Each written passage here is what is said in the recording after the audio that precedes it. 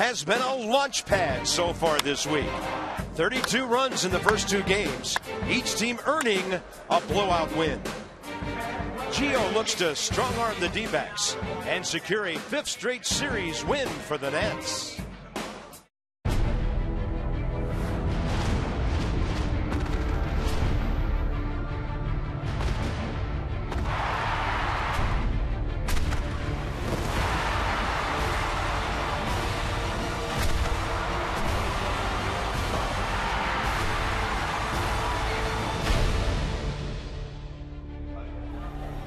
It's a long season. You can't win every game, but you can try to win every series. And the Nats have that opportunity here in the desert today. So Worth, Harper, our fans are all over the place. We see a lot of number 34s out in this part of the country. And other pitchers are seeing a lot of our number 34 as well. Bob and FP, and right now Bryce, dominant atop the National League hitting rankings, and they have a pitcher today who has struggled early. The offense might be off to a good start again. Well, there's two words to describe Bryce Harper right now, and that's locked in. I mean, he's done everything you could possibly ask. The last 5 games for Bryce, 10 for 22, 4 home runs.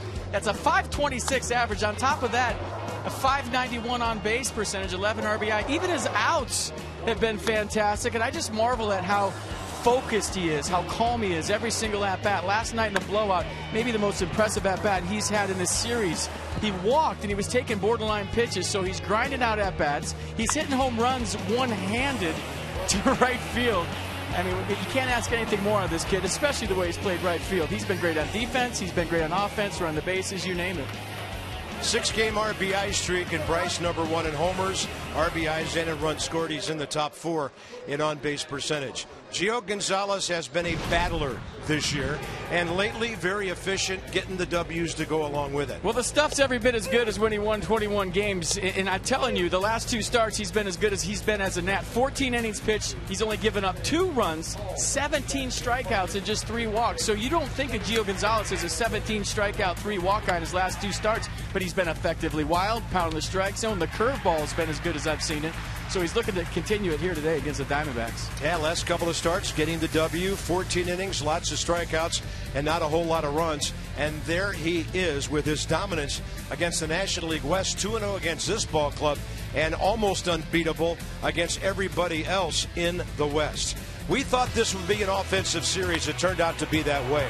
The Nationals blew them out Monday night. Nats are up to 8th in the league in batting average and 3rd in runs. And the Diamondbacks went blasting away last night.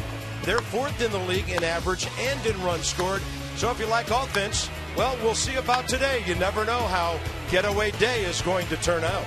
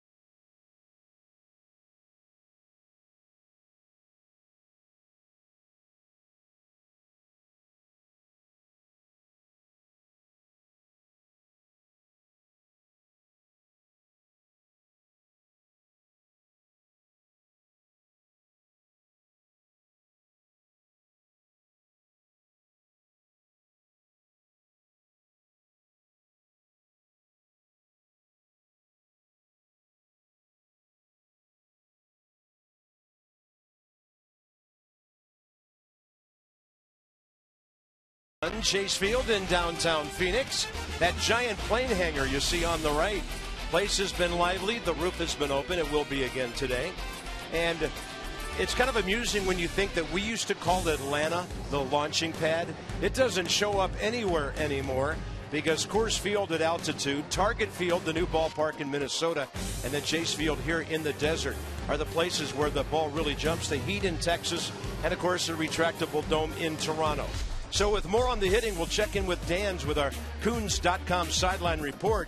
When you're talking cars, you're talking Coons. And Dan, I think you could probably go at least warning track here, couldn't you? Well, I don't know. I'd like to see. Can I get out there right now? Sure. Do you think they'd let me? Bob, the hitters love playing here for a number of reasons, really. DENARD Span told me that the ball, he definitely notices the ball jumps here. And he said that because the outfield is so big and the gaps are so large, the opportunities for extra base hits are pretty plentiful. Jason Worth also said that he just feels comfortable in the batter's box here, largely because of the batter's eye, which he thinks is maybe the best in the majors because it's close, it's flat, and it's dark. And Matt Williams, who played here and coached here, pointed out that Chase Field is actually played at the second highest elevation of any major league park at 1,100 feet behind only Coors Field. So you add all that up, guys, it leads to a lot of runs, and we've seen that the last two nights. We've got first pitch. We've got lineups coming around the break. A lot of Nats fans here at Chase Field. They've gotten to see one win. They're hoping for another today.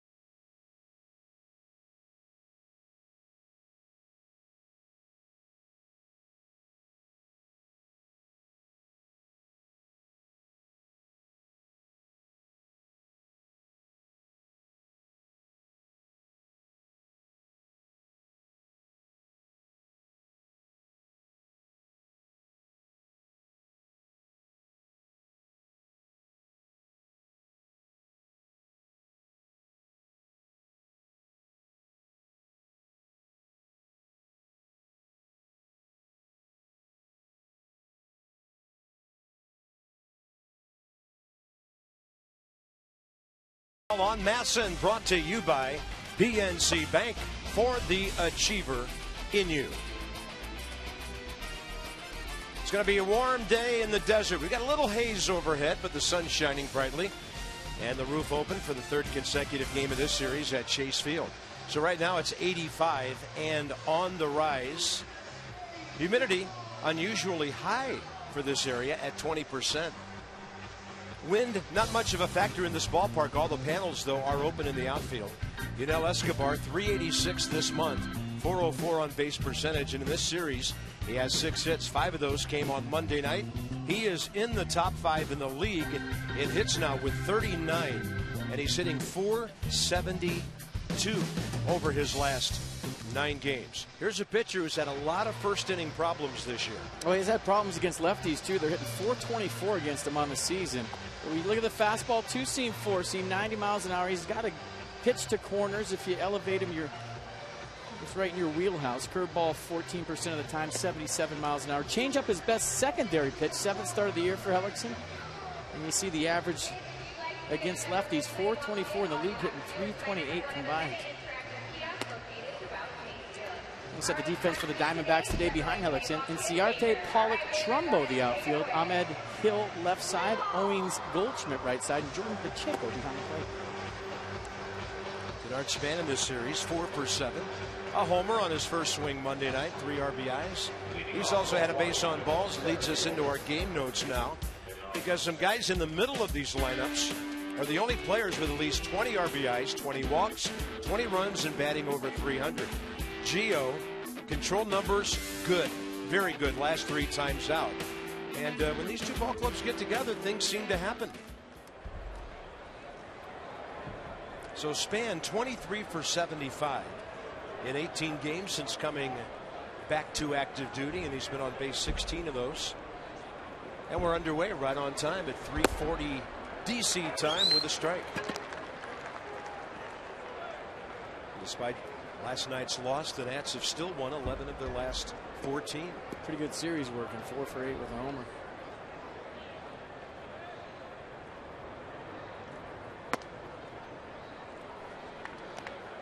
Rob Drake has the plate. Joe West, the crew chief, is at first base. Tom Woodring replaces the injured Kerwin Danley, and then Gabe Morales, who took over the plate last night, is at third. Span gets jammed, and he skies one. That'll be out of play down in the right field corner.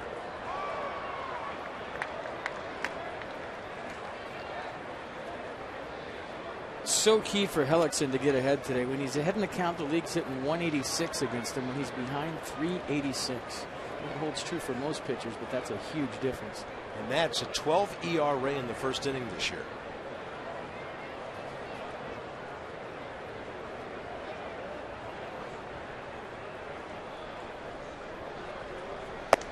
Up and away with 91, 2 balls, 2 strikes.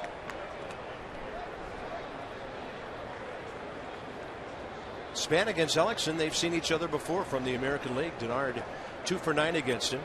Escobar, the only other batter with ABs against this right-hander. And a 3 hopper. Chris Owings takes care of that.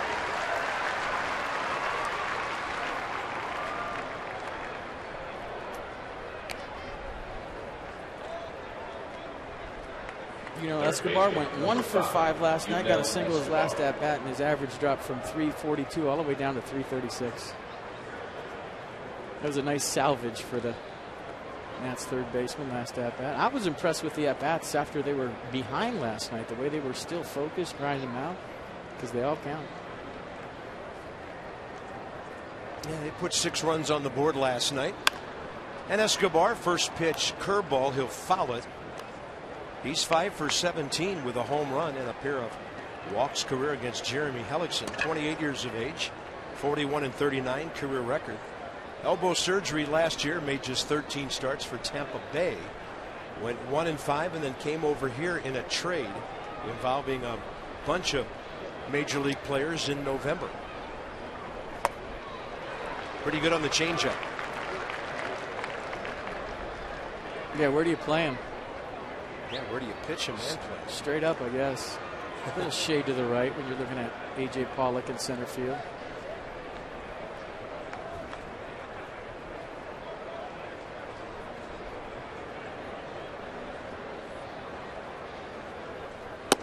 Right down the middle. 90 fastball. 2 down. Maybe a little cut to that fastball. Watch it start of the inner half and kind of run back right down the middle. You could tell the way Jordan Pacheco caught that little cutter action. Hellickson would like to throw his changeup more. The Diamondbacks have been telling him he needs to throw his fastball more. So that's kind of been the battle for him this year so far.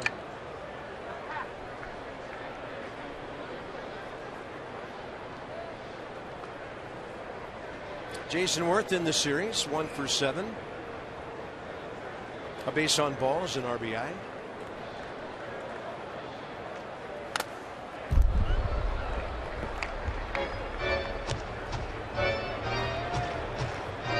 Jason now starting to get close to 100 at bats since he came back. He's 17 for 91 over 24 games.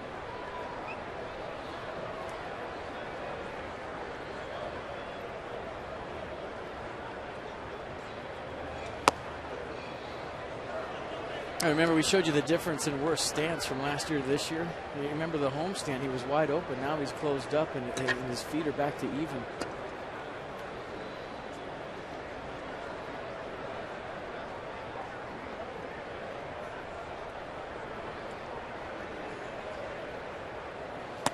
And that was a pitch up, but it was off speed. Had a little dip at the end. 1 ball, 2 strikes. That's the changeup we're talking about. Probably his best pitch. You see the grip in his glove, wide open hand, circle change, Worth way out in front. And then Worth will reach down and hit one pretty far to left center. Inciarte, though, short of the track. And the Nationals go 1-2-3. And Hellickson has one of his best first innings of the year.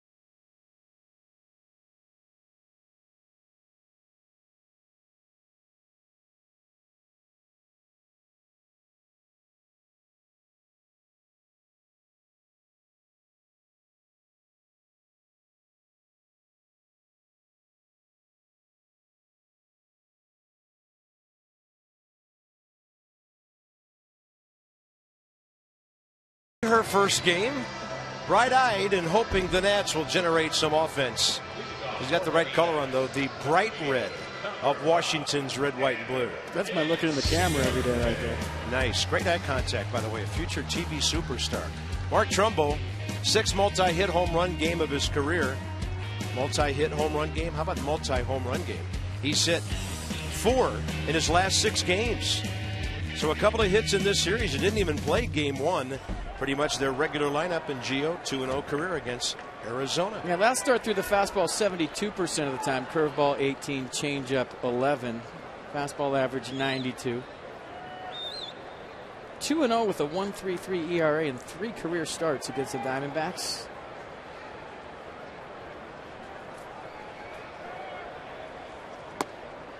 And showing bunt, taking a strike, is Inciarte. He has a home run in the series, 3 for 7. Took Strasburg deep in the 3rd inning last night. And a ball that's hit out to short. Ian Desmond. Quick exchange with a good runner going down the line. So the defense for the Nats today behind Gio Gonzalez, Worth, Span, Harper the outfield, Desmond Escobar left side, Espinosa Zimmerman right side, and Jose Lobaton behind the plate.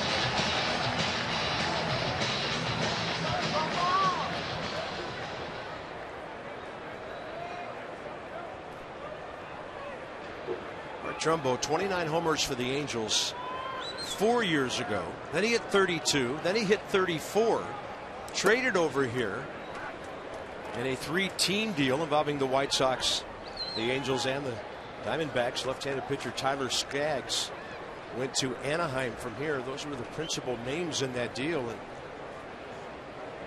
Trumbo's the kind of guy who can be a difference maker. Still not 30 years of age yet. He had a stress fracture in his left foot that kept him on the DL for 2.5 months last year. This guy's healthy. He can put up 30 or more. 1 ball, 2 strikes as Gio kind of baited him down and away.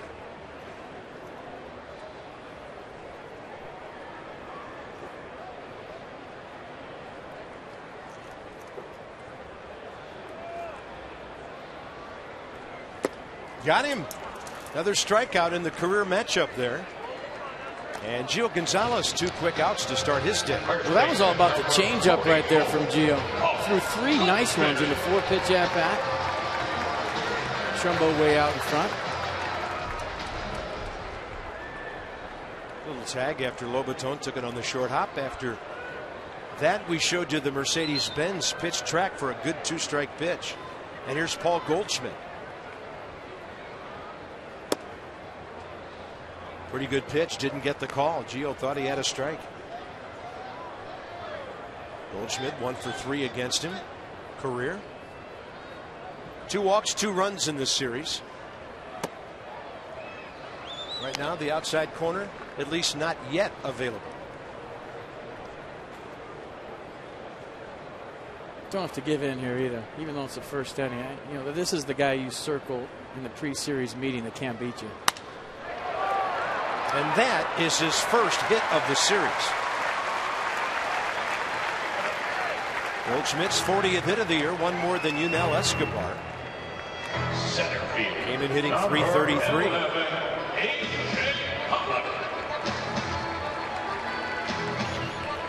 A.J. Pollock in the cleanup spot today.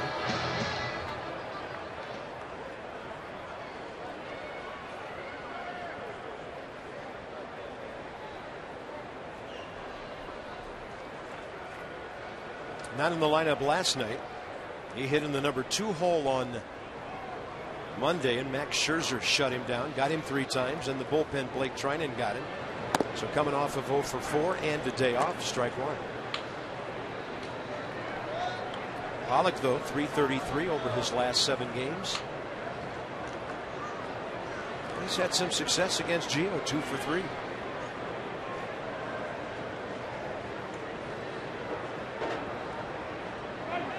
With the 4 outfielders that Chip Hale has, he's having trouble working them all in. They're all 3.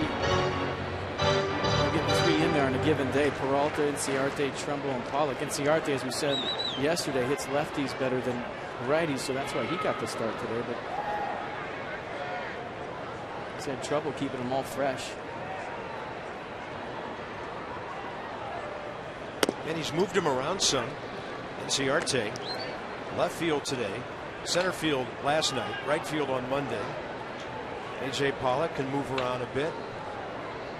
David Peralta swinging the bat well, but he's a left-handed hitter, not in there against Gio.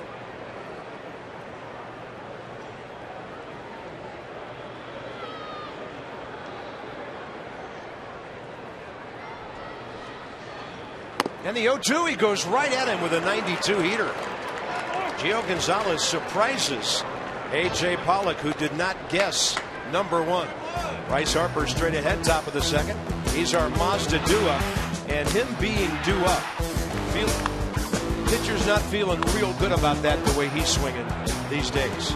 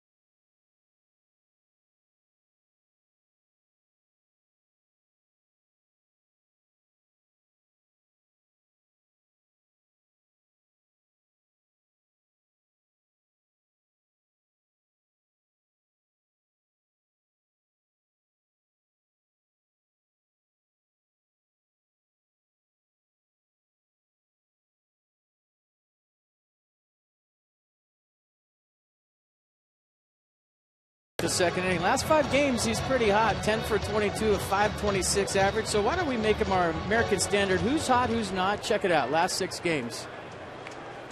1.44 RBI per at-bat.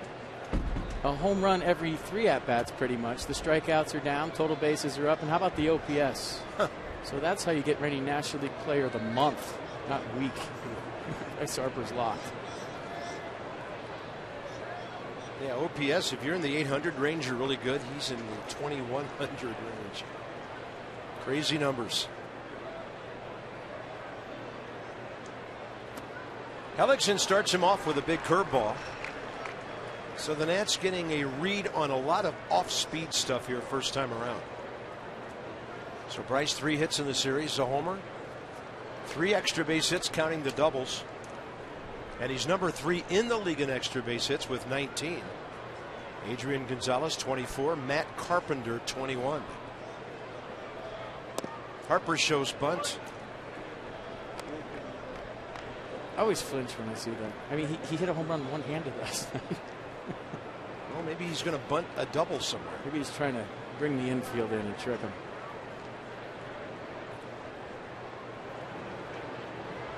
Target away, 1-1. This home run I'm talking about last night. Bryce Harper's 12th of the year. Watch how everything's spent. Hips out, shoulders flying out. But his head to the baseball, kept his hands back, and it, like I said, a grown man hit that ball. That's supposed to be a routine fly ball to right. He shot it out of here to right center. Harper, big time swing there at 91. And the count evens 2-2. Equal opportunity home run guy, straightaway or pull. And then 2 very impressive shots going the other way. Especially that towering drive at home over the weekend.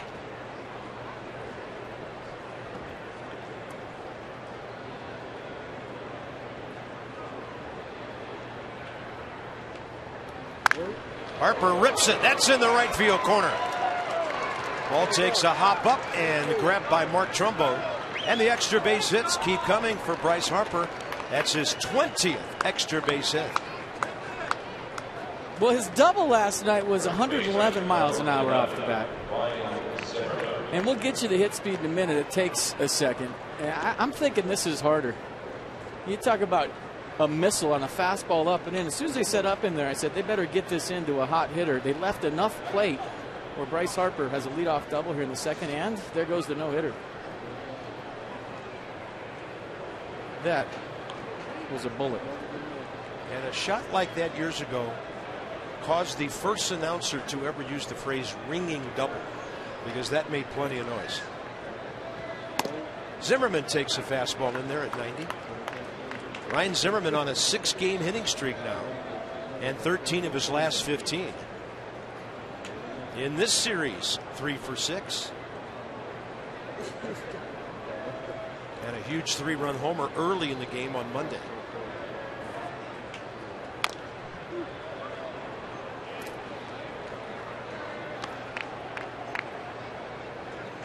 So I think early in a game in a hitter's park, when you've been swinging it well offensively, you don't necessarily have to move a runner if you're Ryan Zimmerman hitting 5th. And we talk about all the time a team at bat, getting the guy over. Right now, roof open, panels open, sunny day game, it's warm here, let it rip.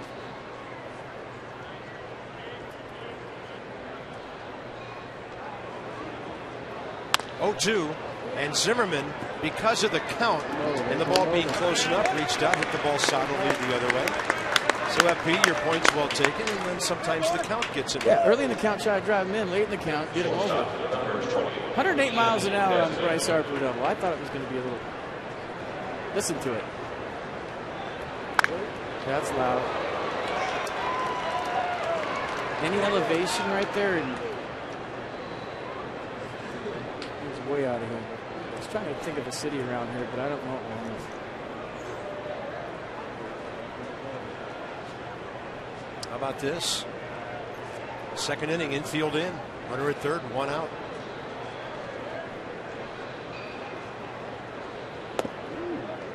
And here's where Ian Desmond needs to be nice and patient, which we all know is not the easiest thing for our aggressive shortstop. Ian has 7 RBIs on the year. He's hitting .275 over the last week and a half. Got off his feet for a couple of late innings last night. Great look at the changeup, 2-0. So 11-1 the first night. 14 runs scored by the Diamondbacks last night. An infield in here in the top of the second. I'm trying to figure this one out, but Chip Hale, both teams have been swinging the bats. Maybe he figures today's the day that stops. Desmond, little tapper right side. That's not going to get it done. That was not a great pitch. Good pitcher's pitch. 2 outs. So Hellickson did not throw him a heater on 2-0. So 4 o'clock hour for those of you back home. It's just early afternoon here in Phoenix. We're all heading for San Diego tonight, but business to take care of here. Trying to win a 5th consecutive series. And the hot hitting, although infrequently seen, Jose Lobaton steps in. Over his last 3 games, and this goes back 2 weeks, he's 6 for 10 with 2 home runs, 5 RBIs.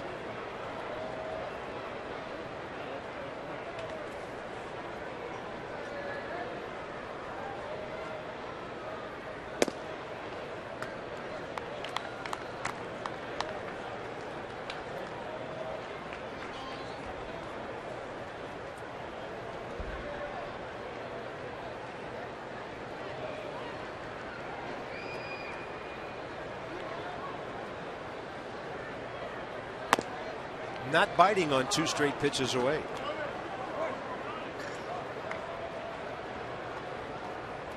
Let's see if Hellickson goes to a 2-0 changeup right here.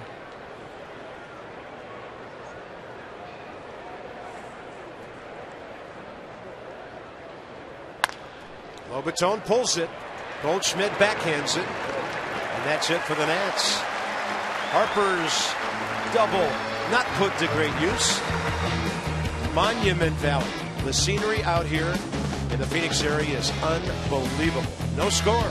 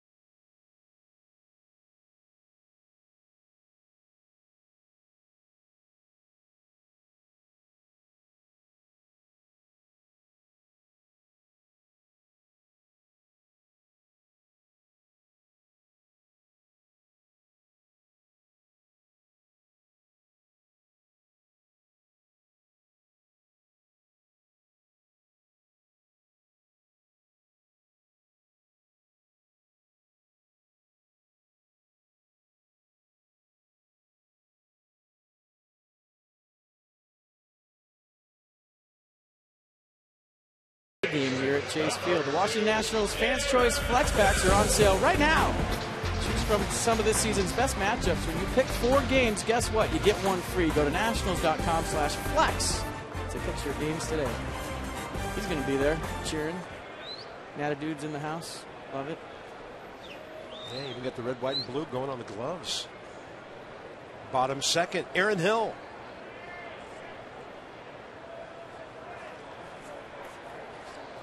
Three-hit night with a 2-run double last night.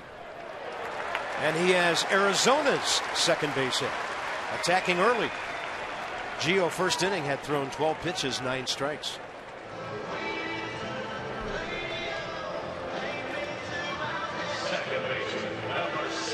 Aaron Hill's one of those guys that no matter what his numbers are when he plays the Nats, you know he's going to get his base hits. 270 veteran in his career batting average in his 12th big league season. 5th with the D-backs after 7 years with Toronto. Next up, the 23-year-old infielder Chris Owings. He's had a great series with 5 hits and 3 runs.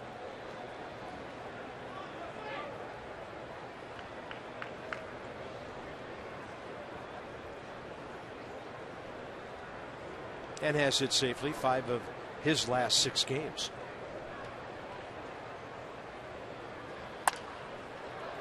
Can you put Hill in the Freeman McCutcheon Nat Killer Club? I mean, I feel like it's close. They don't play the Diamondbacks as much. Right. It'd be hard for me to put him in that category, but among guys in other divisions, like Vladimir Molina, Hill,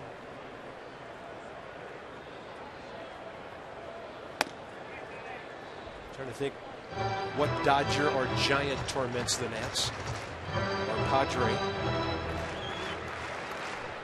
This guy's just a good, solid ball player. Been around for a long time, knows how to play the game, and Chip Hale can move him around the infield too. 1-2 pitch. Gio's been working ahead. Deep short. Desmond finds his target. Espinosa's relay, no chance.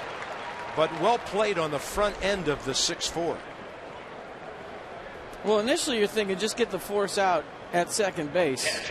But Danny Espinosa, a guy we've seen turn many double plays that you didn't think were double plays, hangs in there tough. And the reason he turned it, I think, is because he and Desmond gave him a perfect feed going away from the plate. Look where it hits him, right in the chest.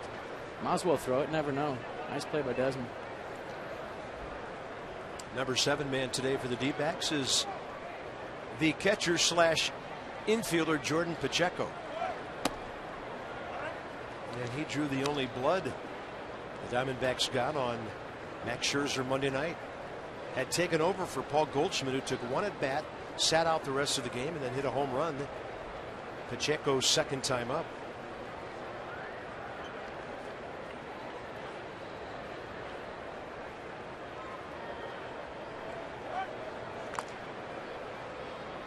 Owings is 4 for 4 stealing bases.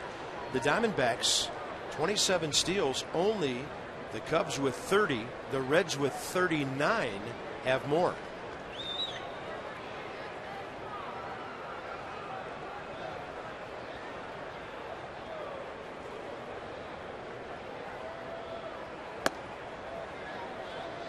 Gio's got the good sinker going to the arm side, and he's not getting any calls on the outer half. And that was probably off the plate, not talking about that one, but you can see his reaction to some of these pitches where he stands it, kind of freezes and looks in there, extra click.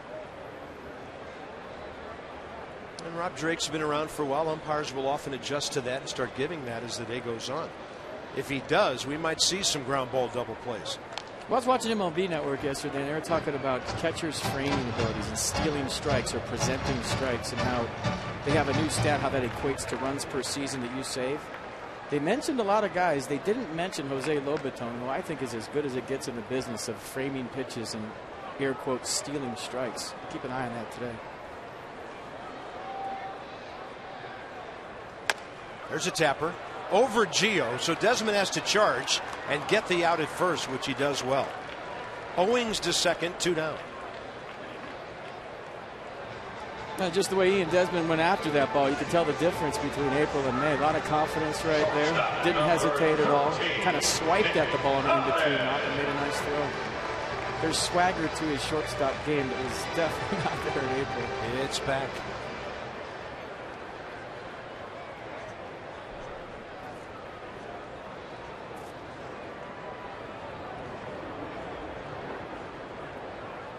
Here's Nick Ahmed, the shortstop.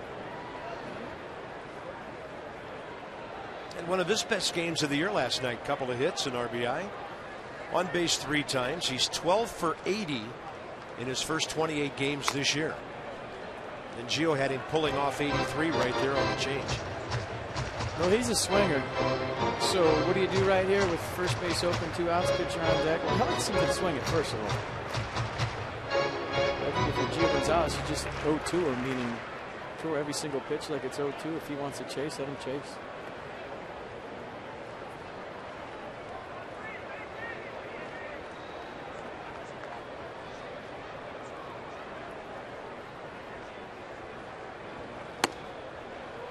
.93 right in there, 0-2.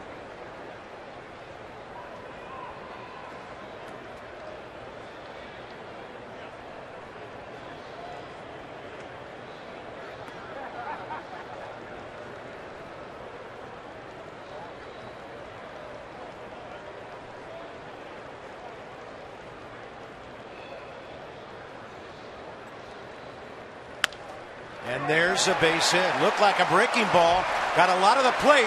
Worth's got a shot. Good throw. Lobaton can't hold on. Diamondbacks lead. Runner going to third. And safe there.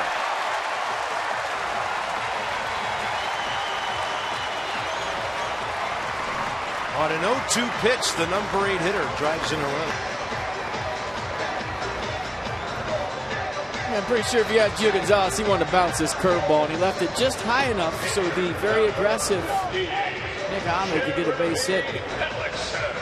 Pretty good throw by Jason Worth. Short hop for Lobaton. Had trouble picking it up, putting the tag down. Not an easy play. And I'll tell you what, the throw by Gio Gonzalez, if it gets by Escobar at third, Jason Worth was hustling to back it up, but because of him throwing home, there was nobody behind Escobar. That would have been another run.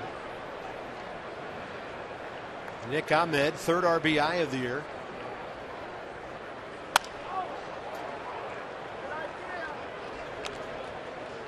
So Jason Worth gets the error on the throw. The Nats position players hadn't made an error since Worth made one on May the 4th, 9 days ago.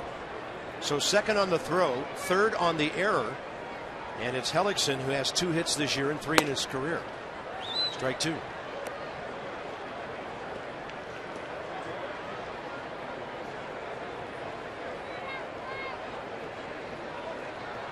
The Nats 2 errors since the one by Worth on the 4th were both made by Steven Strasburg. Hellickson will pop it up. Ryan Zimmerman not able to find it. Bryce Harper does. It was his ball anyway, carrying a little deeper down the line. And the Diamondbacks pick up a big run to take the lead in the rubber game.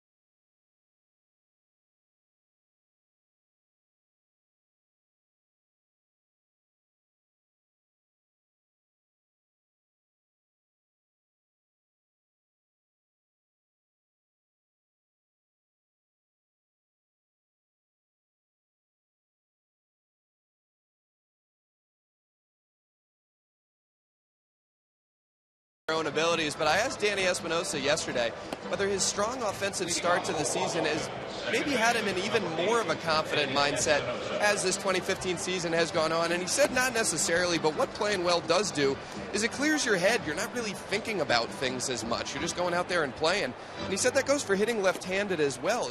As we remember, he ditched hitting left-handed in spring training, went just from the right side, and he said that because of that, when he started hitting left-handed again during the season, he wasn't really thinking about it as much. He wasn't worried about tracking pitches, wasn't worried about his leg kick, was just trying to have competitive at-bats and put the ball in play, and he thinks that that's helped him a lot. His OPS, guys, is nearly 200 points higher than it was last season. Now, results speak for themselves over the last 2 weeks, and we talked about this earlier in the series. One of the great stretches of consistency in Danny Espinosa's career, batting .340 over that time. Well, it kind of goes back to what we were talking about last night, how your mind can get in the way of your athletic ability. If you're thinking too much, you're building condominiums in your head, you can't really play free and easy. We talked about last night with Steven Strasburg. It looked like he was grinding out there on the mound, thinking about every pitch, thinking about mechanics. And now all of a sudden, you don't execute like you could if you just go up there and play. Easy to say, hard to do. Another good series for Danny. On base 4 times. He has scored 4 times. Batting average at .267. From the left side, .238.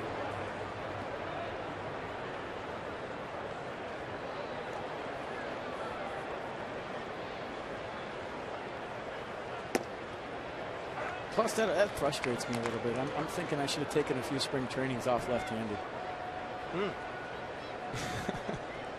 Just go all right in spring training, strap it on in the season. See ball, hit ball. Yeah. Don't think about it. No, it's like when you don't golf for a year and you go out there and you're pure because you're not thinking. Same way. By the way, I've noticed that these days, as well as Danny has had his share of hits going the other way, infields don't play him as much to pull as they used to when he batted left-handed. They're not that far off where they usually are. The left side guys are to their left some, but we've seen much more dramatic, if not shifts, rank pull positions against Danny over the years, and he has 8 hits to the left side and 7 up the middle.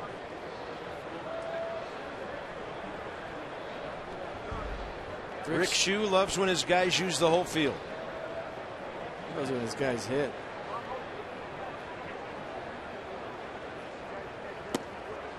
Two and one. Well, their number 8 hitter did some damage. Nats trying to get their number 8 man aboard and give Gio, who has 4 good bunts this year, a chance to move a runner along.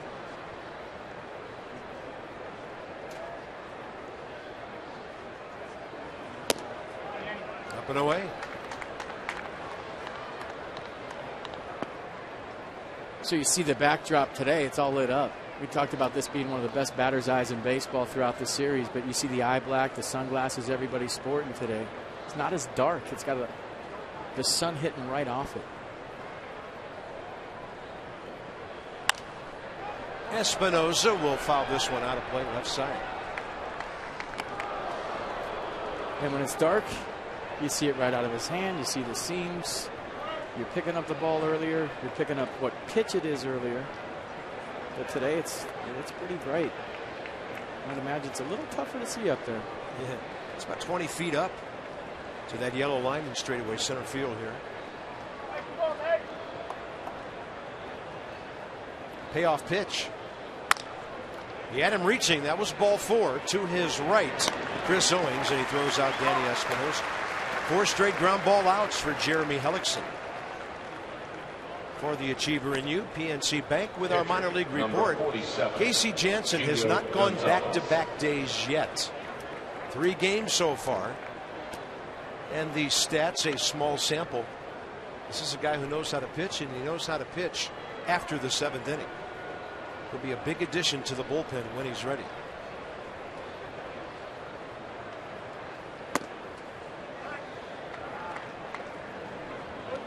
Gio 0 for 7 this year, but he's hit a home run in each of the 3 previous seasons. Got a curveball there, and it's 0-2.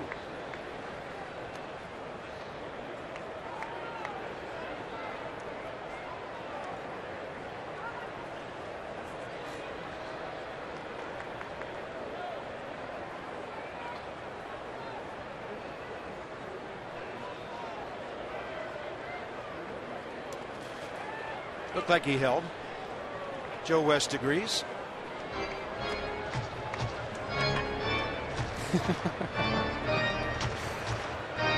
Making fun of himself on the check swing down to Joe West at first.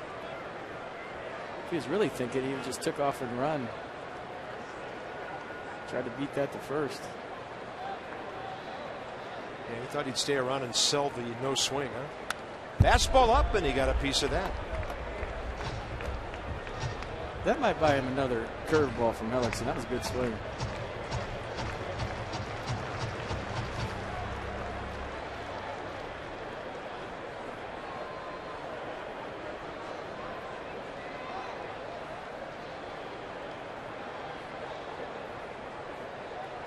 It got him a hook.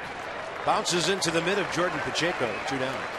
And for Hellickson, his 2nd strikeout. Nats Plus membership features incredible benefits, including discounts, exclusive events, and more. For a limited time, new members can also receive an official 10th anniversary Nats jersey. That's while supplies last. Go to nationals.com/Nats Plus and join right now.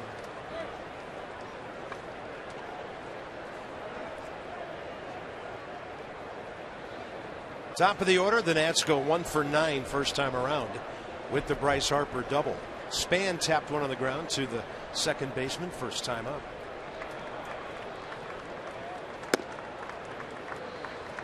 There are no low strikes today so far.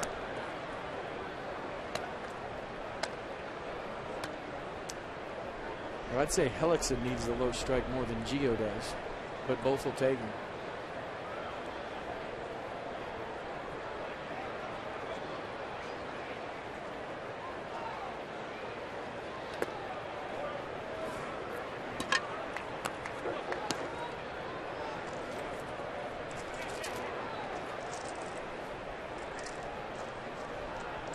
Hellickson, first ever appearance against the Nats.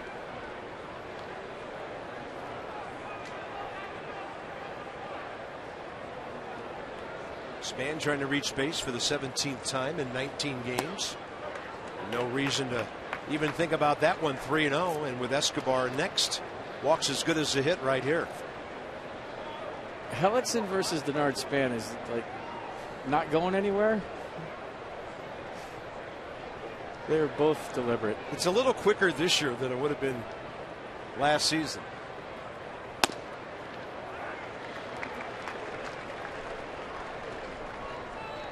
Fourth rounder by Tampa Bay. He was picked back in 2005. Made it to the big leagues in 2010. He won 13 games in 11, 10 in 12, and 12 more in 2013. And there's that low pitch that's not going to be called a strike, and that one looked pretty low. So DENARD Span's aboard, continuing his good on-base percentage since coming back. Escobar next. Well, if you're wondering why DENARD Span's taking such close pitches, if you're facing a guy like Hellickson, you're thinking about the ball up. You have to elevate him. Something around the belt. He's got the good sinker. He wants you to bite at that borderline low pitch and get yourself out with ground balls. That was a good take, 3-1. He surprised Escobar with a 0-2 fastball right down the middle first time up. DENARD Span told me he was going to start stealing bases soon. Let's see what's up right here.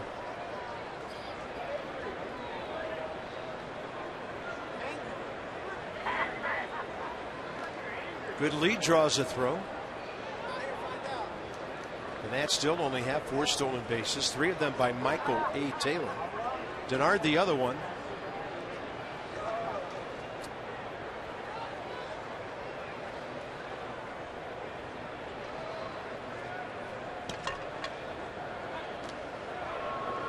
And then Goldschmidt had to reach to the backhand side for that one.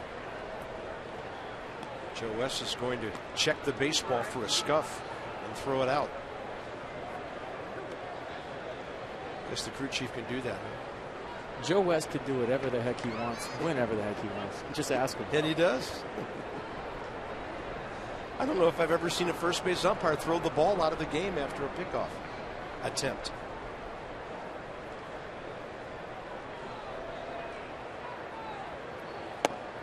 Escobar able to stop.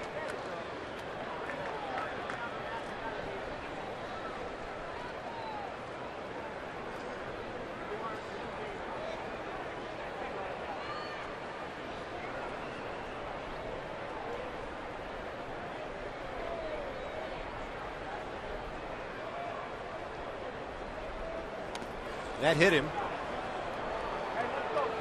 That did not feel good. Forearm near the elbow area, and Escobar is aboard with 2 outs.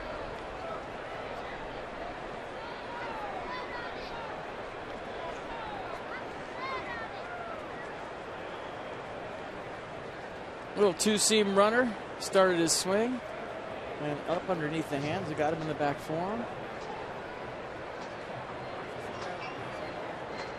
So a free 90 feet for DENARD Span. Another base runner on. Stage set for Jason Worth here with 2 outs. Mike Harkey, the Diamondbacks pitching coach out there.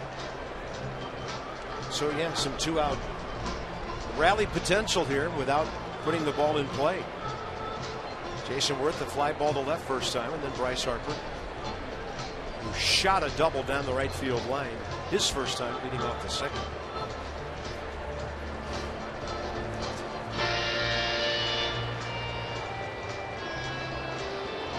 At the plate, left fielder, Jason. By the way, if you're wondering about the Padres series, we'll give you the pitching pairings later. James Shields is pitching today, so the Nats will miss him in that 4-game series.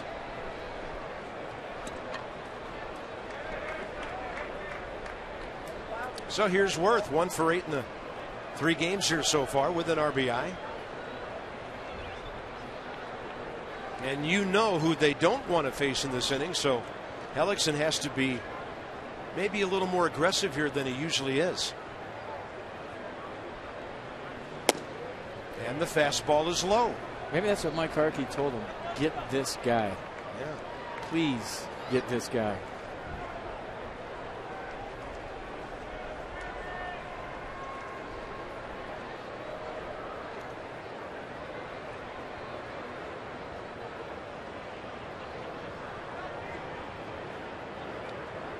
Deliberate pitcher.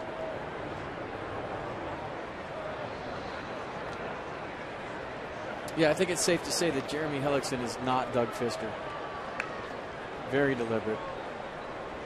Comes into this game with a 1-3 record, a 5.85 ERA. The league's hitting .328 against him.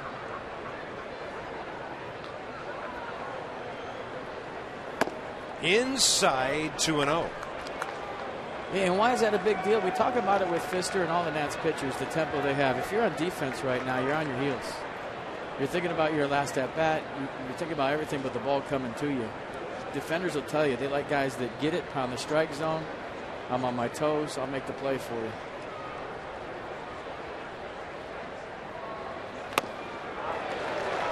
.80 on the hook.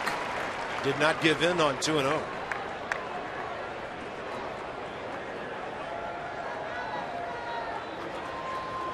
Jason Worth thinking big things right there, way out in front.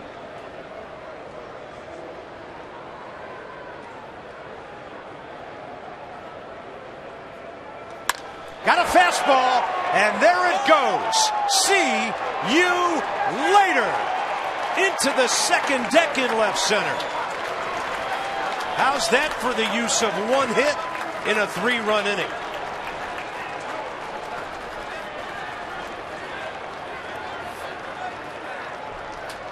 Well, you face a hot team, you can't put base runners on for free. So a walk, a hit by pitch, and then Jason Worth's second home run of the year. Shake and bake.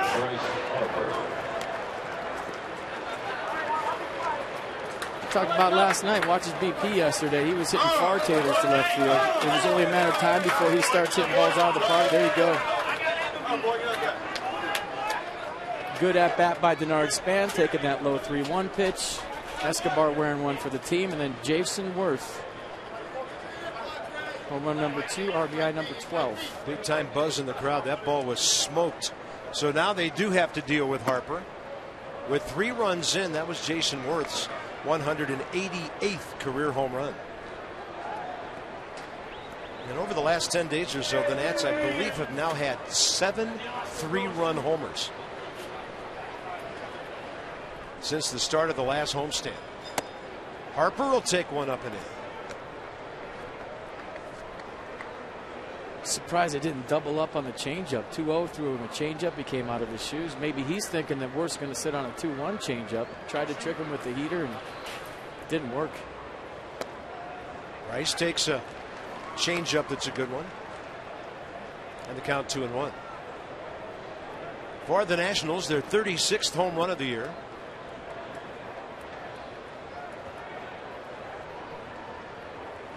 And Harper reaching for that one, pops it up on the infield. Out of the shift, it's Owings. And he has 1 hit. A 3-run long ball by Jason Worth. Inner half, and he knew what to do with it. And then it goes to the outer half. Watch it land in the second tier out there. 3-1 Nationals.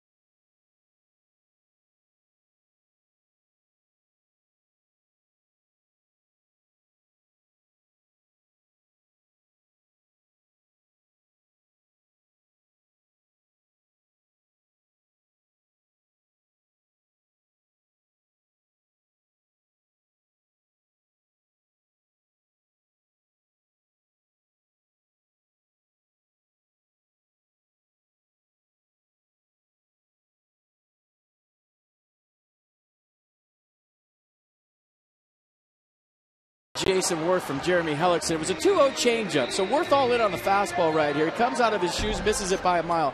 A lot of times hitters will switch their game plan right there and get off the fastball and sit on the 2-1 changeup just because they look so bad on it. You're thinking he's going to double up with the changeup. Not Jayson Werth right there. He went back to fastball. He didn't get off the fastball. He got one and hit it out of the ballpark.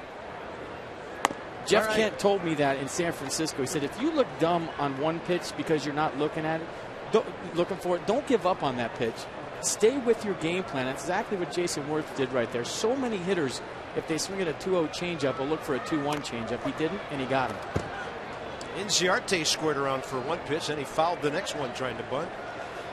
And so here we are looking for the Gio Gonzalez, you know what I'm saying, shutdown inning. Inciarte, Trumbo, and Goldschmidt, they're really the meat of their order right now. They're 1, 2, 3 guys. And that'll spin some teammates out of the way over by his dugout. Inciarte, ground ball to Ian Desmond, first time up. Gio, first 2 innings, 26 pitches, 21 strikes. But maybe one strike too many to Ahmed. So his teammates take that 1-run deficit and turn it into a 2-run lead for him.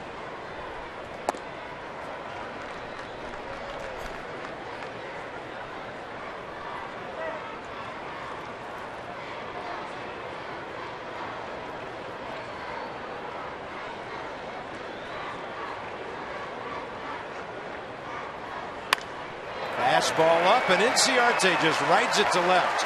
Werth over to cut it with a good backhanded play, and he shoots a pretty strong throw over to second base. So Ender Inciarte now 4 for 9 in this series. Right fielder, Trumbo. That'll bring in Trumbo, who now immediately represents the tying run. Gio pitched him well first time up, got him on one in the dirt. So Inciarte now 12 for 34 off lefties this year. It's impressive.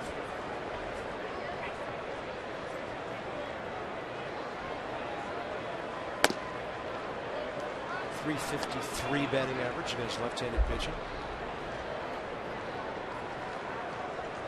Trumbo in the series 2 for 6.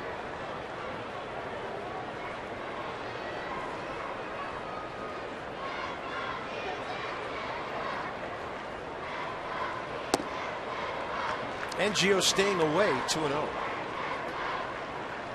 Yeah, this really is the meat of their order. And when Inciarte gets on, any pitcher, righty or lefty, has lots of work to do with the next 2 guys.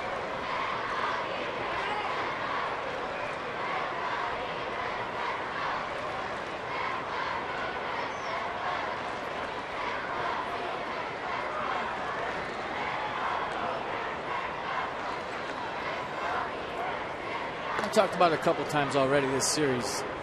My definition of a shutdown inning is getting the ball club right back in the dugout, getting your batting gloves, your helmet on, and getting the guy that just gave it up right back on the mound. There's a shutout inning and there's a shutdown inning. And I think the term shutdown inning is thrown around way too frequently. You have the momentum, you keep the momentum, get us right back in the dugout. Let us hit again. Werth playing about 4 to 5 steps in front of the trap in left field.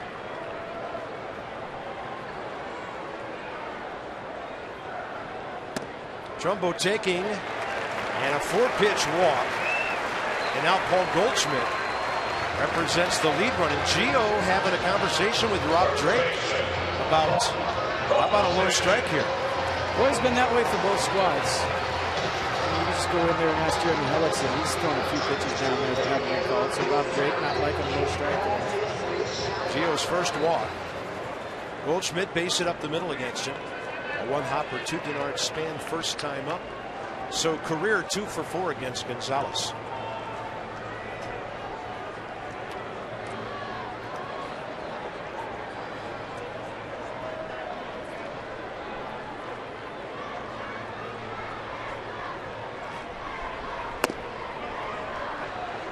Starts him with a changeup and gets a strike.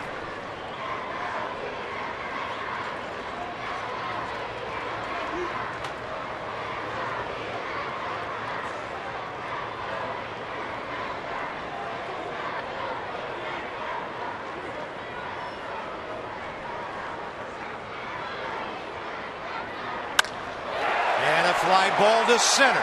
Span back and watching it. And that ball hits off the wall under the yellow line. 1 run will score. It's a 3-2 game on a towering Goldschmidt double.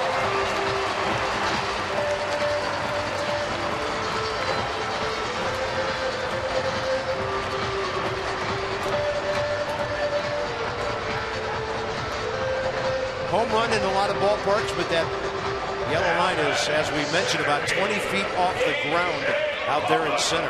Well, anytime Paul Goldschmidt gets any kind of extension, you're in trouble. I mean, his power is right up the middle, the other way. If you hang off speed, he'll pull you as far as anybody. But right there, a nice piece of hitting by the Diamondbacks first baseman to make it 3-2. And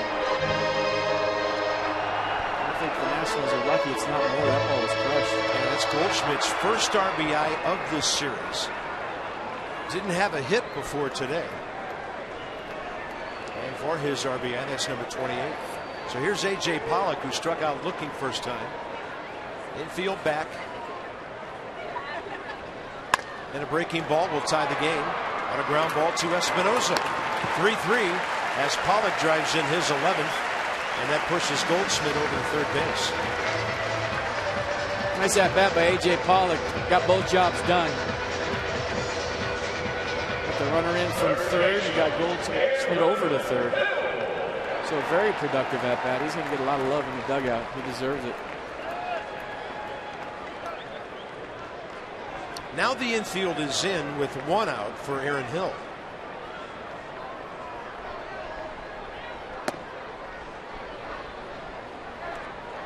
Last night, every time the Nats scored, the Diamondbacks answered.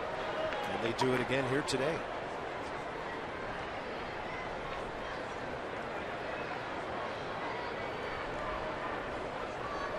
Fastball jammed him, and Ian Desmond can't make the connection.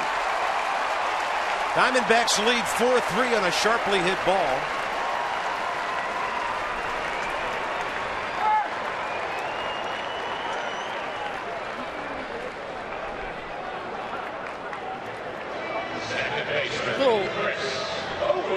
Kind of a weird play here. I don't know if he saw it or just misjudged the speed of the ball, but watch his glove right there at the end. He came up with it, the ball stayed down, and he definitely had a play at the plate on Paul Goldschmidt had he fielded that. Goldschmidt was going on contact, and he would have been out with a good throw. And for Ian Desmond, his 10th error of the year, and they give Hill an RBI. Runner at first, still 1 out. 6-man to bat, Chris Owings.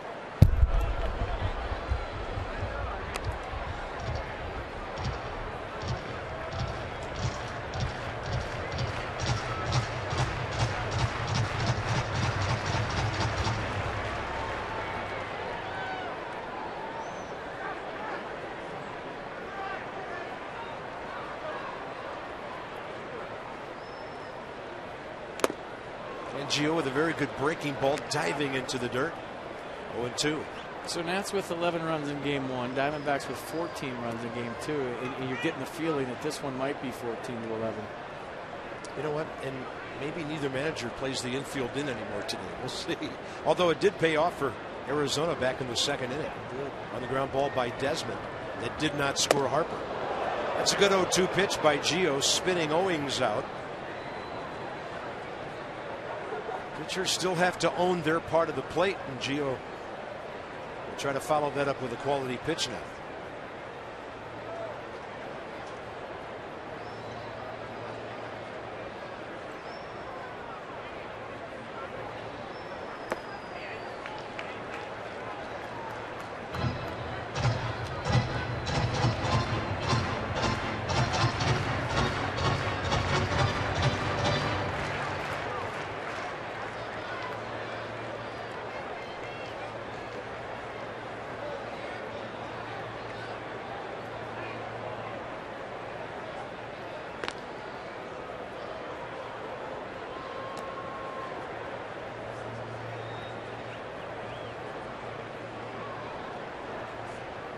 Owings hit a ball to Desmond first time up. That's 6-4.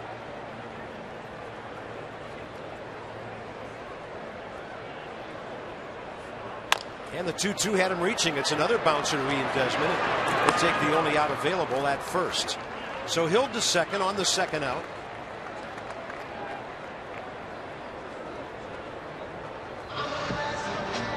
And the hitter will be Jordan Pacheco.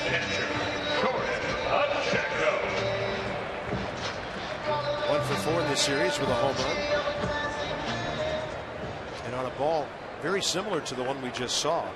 Bounced out to Desmond back in the second inning.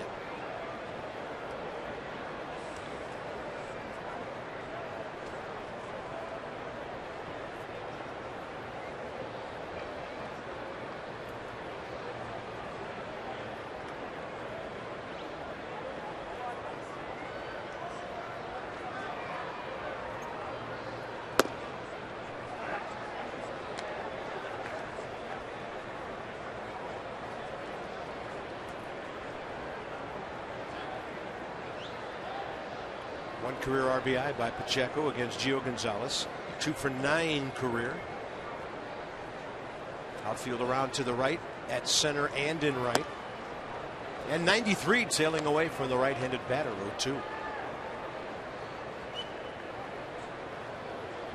Got contact issue here. Is he bleeding? He got nosebleed.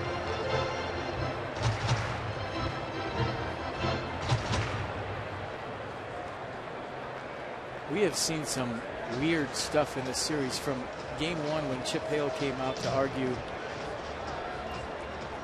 a foul ball, non-foul ball for the 27th out for the Diamondbacks with the Nats up by a lot. Kerwin Danley last night, who got hit square in the face with a foul tip, and we hope he's okay. And now a nosebleed in the middle of an at-bat. As you mentioned, this is only the second highest elevation in baseball.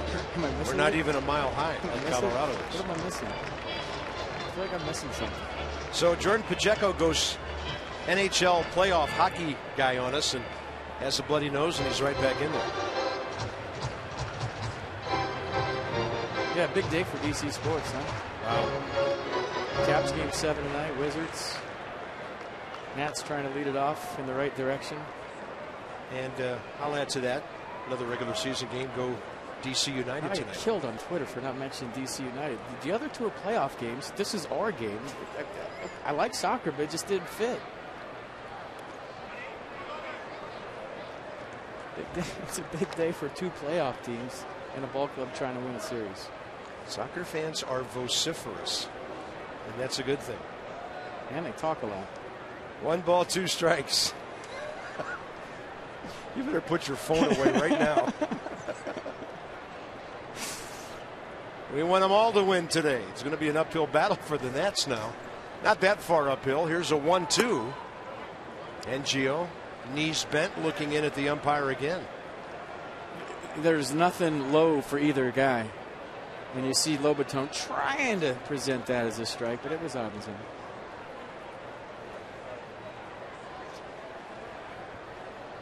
Two balls, 2 strikes.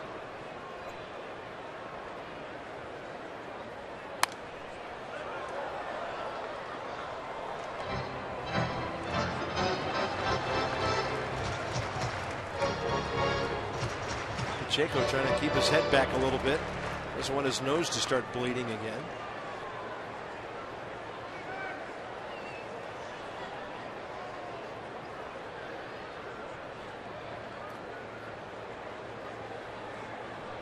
Can't be easy to hit right there.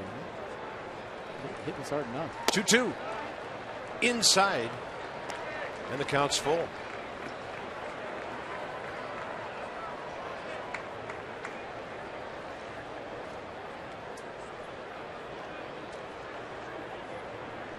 Long inning that started with a base hit by Inciarte on a 2-strike pitch. The Trumbo walk, the Goldschmidt double, a ground ball, an error, and now this, another walk. So 8 D-backs will bat at least here in the third with Nick Ahmed coming in. Check this out. The skipper is on a full sprint, and this might be a little bit of a, well, let's see.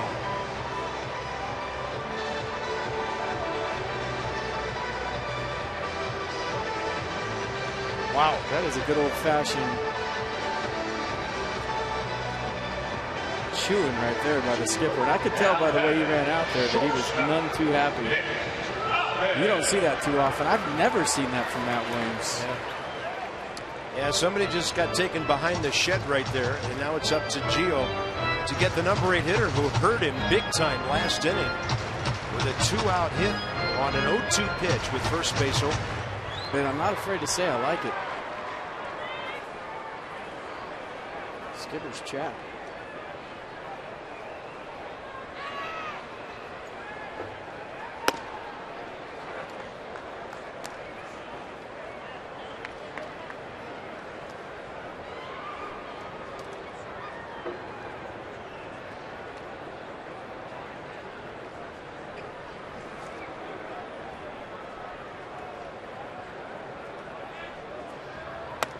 And the fastball up at 93, 1 ball, 1 strike.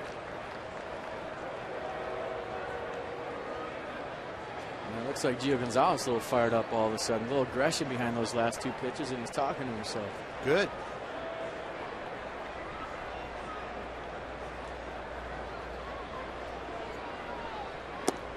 Then he goes changeup and misses, 2-1.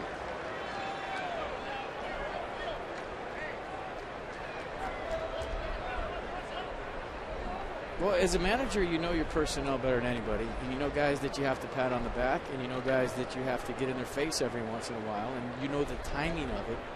And I think right there the timing was pretty much perfect. 93 low in the zone to get the strike call and the count back even. So Ahmed has 3 RBIs this season, 2 of them last night and today.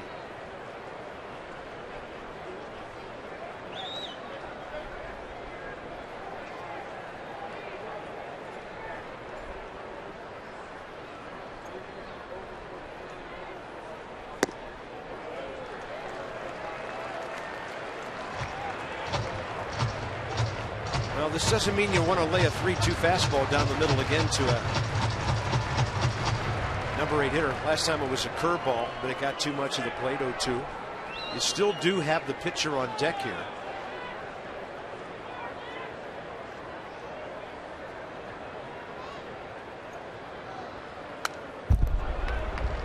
And I also think you know that you got a free swinger up there. I think he's really thinking walk. He's going to expand his zone, driving a run one more time. So the necessity to throw a strike here, even though it's a 3-2 count with 2 outs, isn't that high. I have a feeling he's going to swing.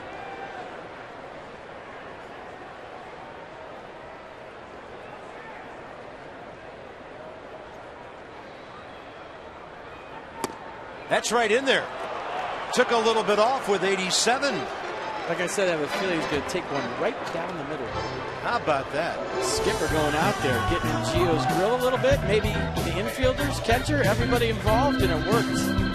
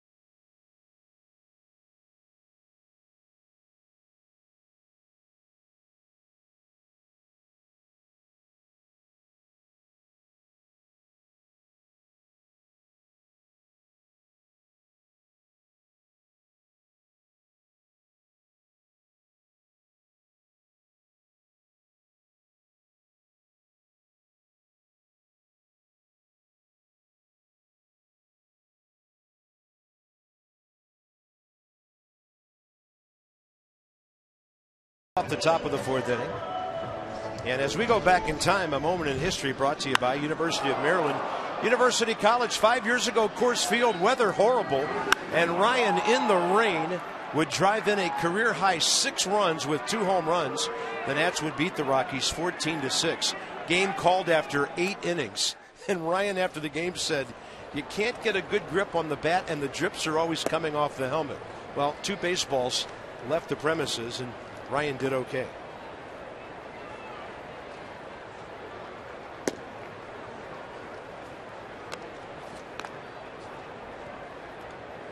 By the way, it was also cold that night, as I recall.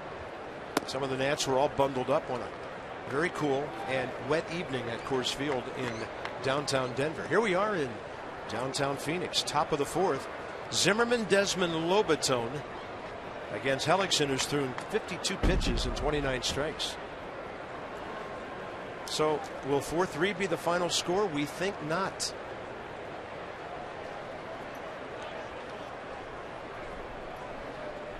It was a 33 pitch inning for Gio Gonzalez.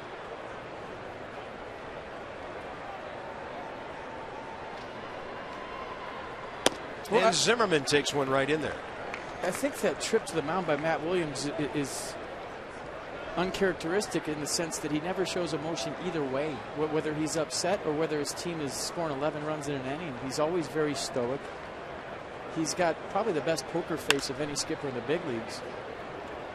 And to see him go on a full sprint out there and start pointing, and you could see the veins popping out in his neck, he told you everything you need to see about how he was feeling.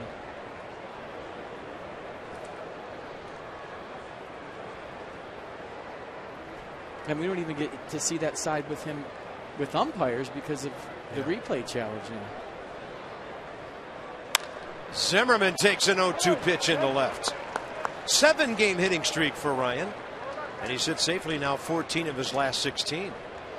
So neither pitcher immune to 2-strike mistakes today. And by the way, that's only Washington's 3rd hit. Change up, stays on it, stays through it, almost like he knew it was coming. I mean, he wasn't fooled a bit. He and Desmond in this series 1 for 9.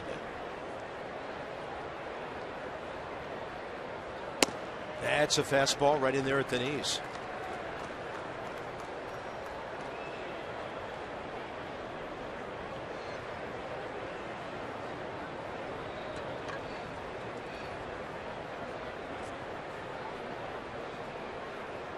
They want to jam him here.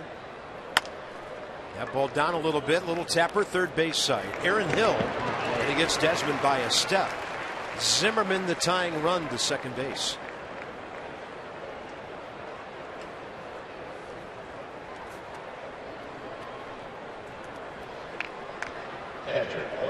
Lobatone, Espinosa, lefties the next 2.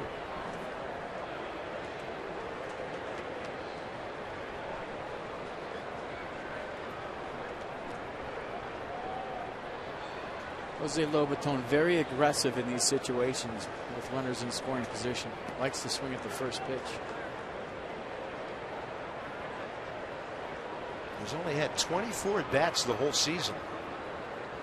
7 hits, 2 of them homers, and 6 batted in. Yeah, he's on the attack. That one behind Zimmerman will easily push Ryan to third, and Lobatone out. Well, the second out, it'll be up to Danny Espinosa, and we'll see how they pitch him. It's on to San Diego now. We talked about the pitching pairings for the Padres series. Doug Fister, Tyson Ross tomorrow night. Jordan Zimmerman, Odrizamer Despain on Friday. Max Scherzer, Andrew Cashner. How about some gas for you on Saturday? Although Cashner's 1-6. And then Strasburg against Ian Kennedy, scheduled on Sunday. They are not going to mess with the number 8 hitter.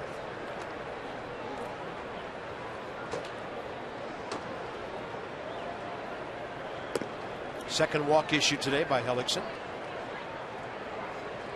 Gio Gonzalez had some good swings his first time up.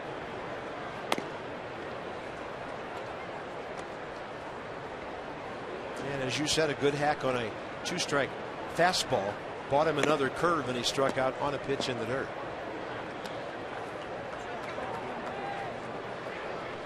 Mets fans never miss a game update, behind-the-scenes moment like you just saw, or exclusive contest. Follow @Masson Nationals on Twitter for the latest Nats buzz. Again, that's Masson Nationals on Twitter.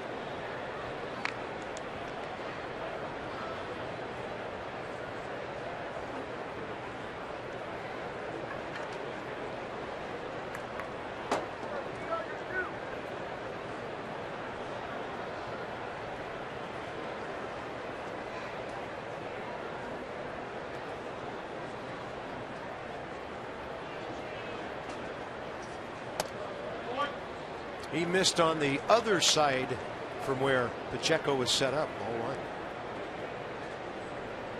Gio has 7 career RBIs.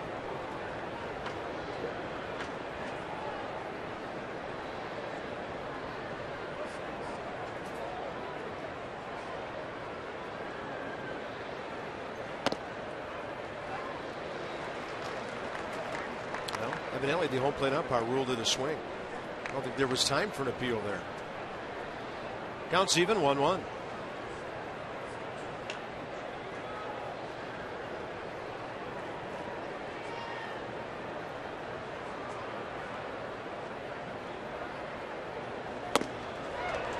'91 unhittable.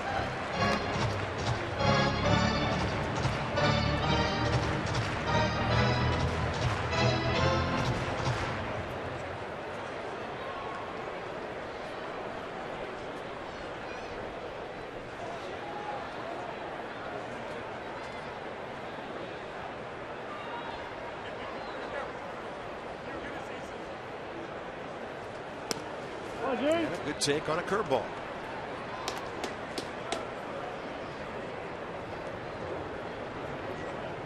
Hellickson started this inning at 52 pitches. He's at 66. He will lead off in the bottom of this inning. Nats trying to make the leadoff single by Zimmerman turn into a run. That's a curveball right in there, and the inning's over. Hellickson 3 Ks today. The opposing pitcher twice. 4-3 after 3.5.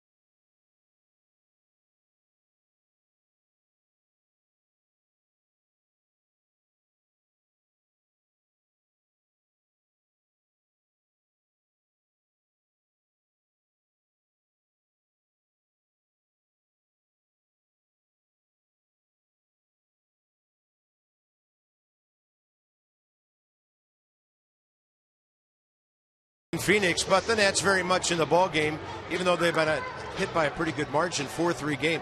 I want to go back to that visit by Matt a few moments ago. You know, Pete, you hear things about, well, that sort of thing doesn't work with today's player and all that.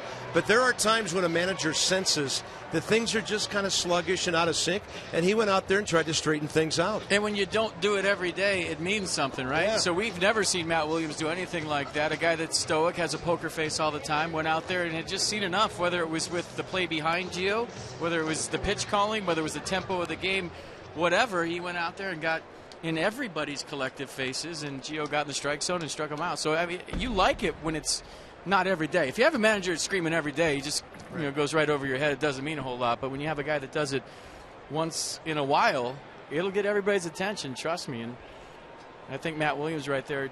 Well, at least he got our attention. And because of that strikeout FP mentioned, it's Hellickson, not the leadoff man, leading off in the bottom of the fourth.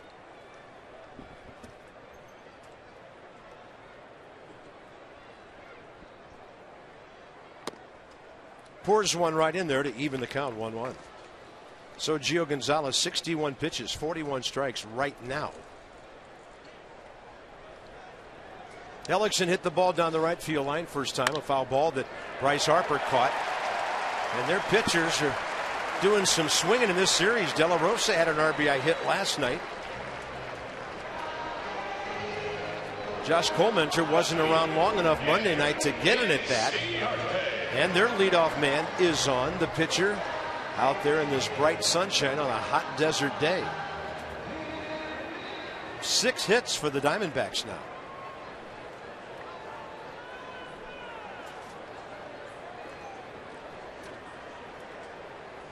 That Inciarte base hit was a tough one last inning because Gio had him 0-2. Missed with one, then threw him a pitch up and away, and the outfielder just rode it into left field.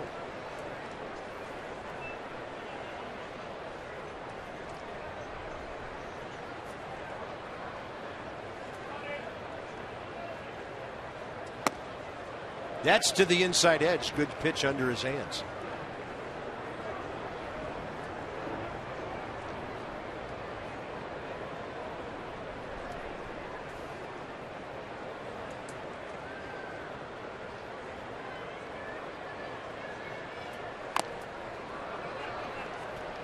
Tried to bunt a time or two last time up. Never loved the base hit bunt attempt with 1 strike on you already, because as a good base hit bunter, you want to be perfect with it, meaning fair or foul. And if it is foul, now you're behind the count and you're hitting with 2 strikes. I like the bunt attempt with no strikes. The bunt attempt for a hit, I should say, with no strikes. And a 1-2. But with the hook, it was up and away.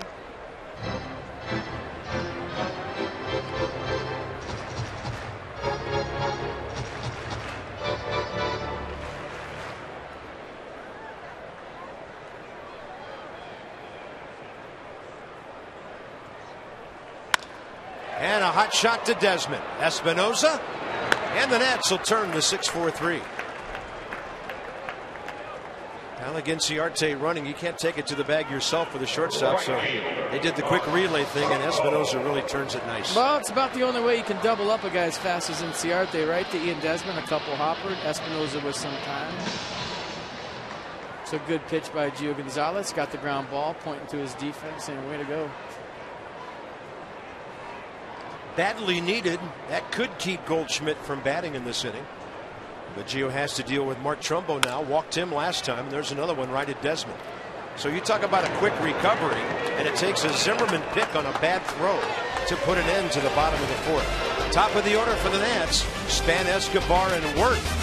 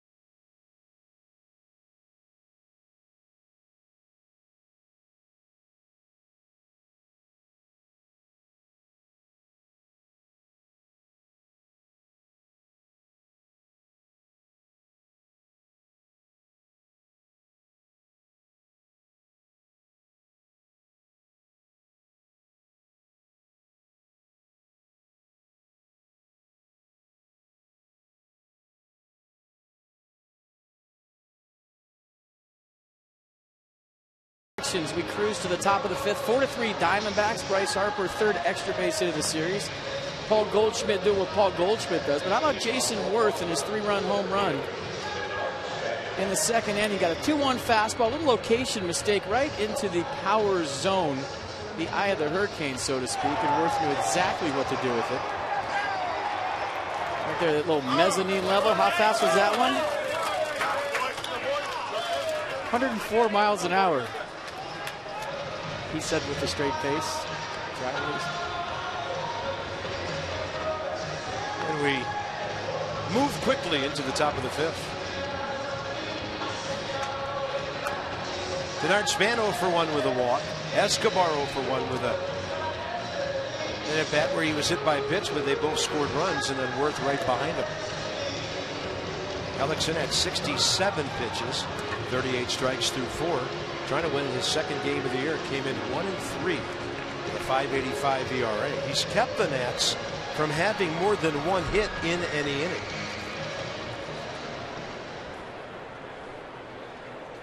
So Denard in this series has been on base 6 times.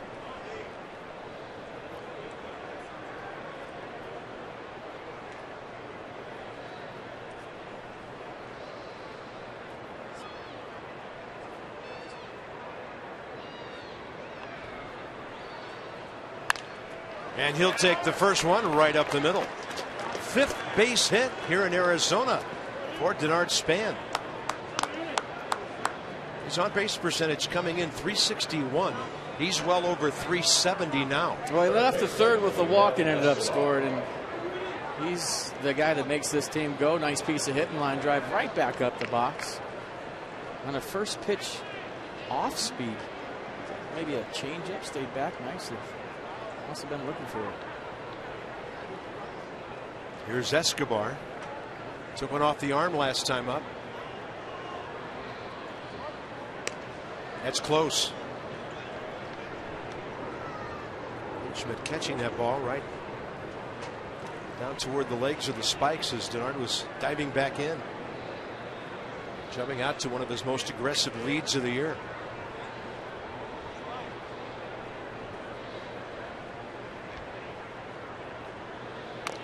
Escobar bunts and bunts foul. That might tell you right there how that arm is feeling.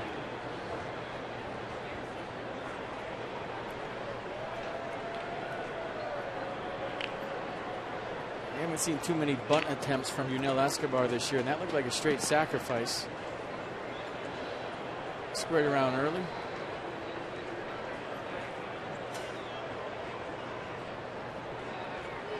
Remember, it was the back right forearm. He got drilled last time up.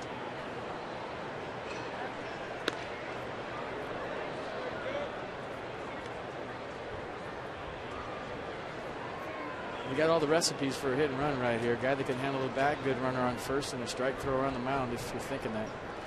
Yep. And lots of room on the right side.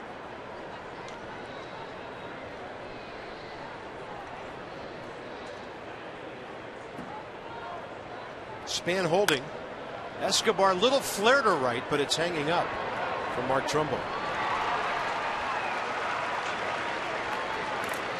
Back in comes Jayson Werth. After his most authoritative swing of the season last time up. Drove in 1/4 of his runs with home run number 2 innings ago. So if you're Werth, you cover the fastball in. And as a hitter, you're thinking, do I sit on a changeup here or do I look fastball away? Probably not going to come anywhere near the inner half of the heater.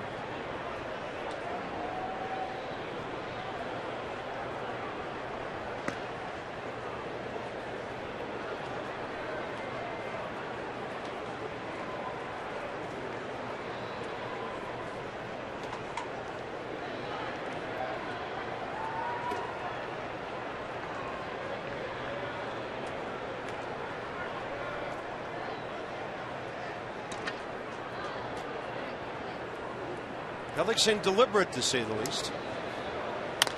And Werth gets under that one. Just emerging from the shade to make the catch. Inciarte, 2 outs. All right, Nats fans, 2015 MLB All-Star voting has begun. And for the first time, you'll be voting online only. Help get your Nats to Cincinnati this July. Go to nationals.com/vote to place your votes today. He could hit one into the river in the home run derby if he's there. Like I said, him against Stanton, everybody else take the day off. That's all I want to see. That's it. You see one Stanton. Yeah, but the American League's got to throw somebody out there. Giancarlo hit one out of Dodger Stadium last night. How about that? They said 475 feet. No, it was more than that.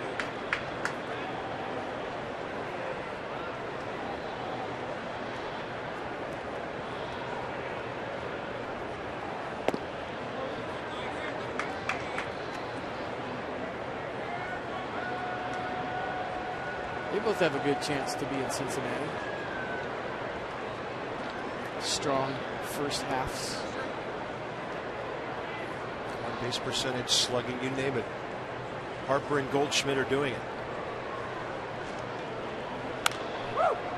And Bryce on a 91 heater off to the left side.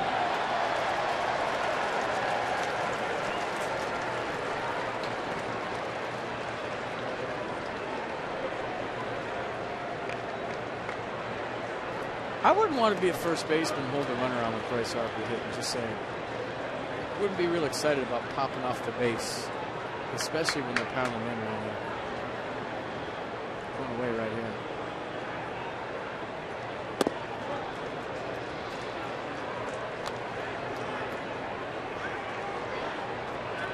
Mercedes-Benz will track this one. Yeah, that part's been closed all day. That's not shocking. Both ways. So the count in Bryce's favor here. 3 runs driven in this series. And that's a changeup. And a good block by Pacheco. Kept it out in front. No chance at all for DENARD Span to advance. You want to know how hot Bryce Harper is? 2-1 changeup, but Pacheco was hitting his glove on the ground saying, I want it in the dirt. Usually you do that with 2 strikes, not in a 2-1 count. Over the dugout right now. That's it for a throw over to first. Pitch out. Well, can't pitch out 3-1, but he's getting the signs on a throw over right now.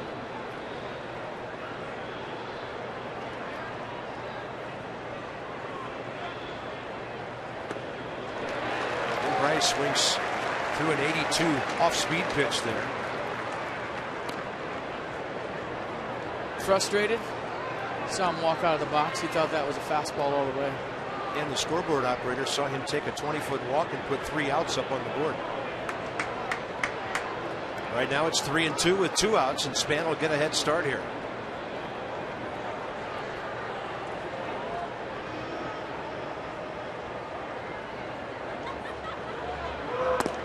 And he just throws one off the plate. Bryce not biting. And he walks for the 30th time this year. First big league hitter with 30 bases on balls. Nothing wrong with the way Ryan Zimmerman's going, and he's the man here with 2 outs now. And the tying run at second base, the lead run 90 feet behind. Thought they might double up on the changeup right there, 3-2. They chose fastball, and it looked like Hellickson wanted nothing to do with Harper on that pitch. And playing first baseman, Ryan Zimmerman. Ryan Zimmerman 0-2 pitch last time, and a base hit to left.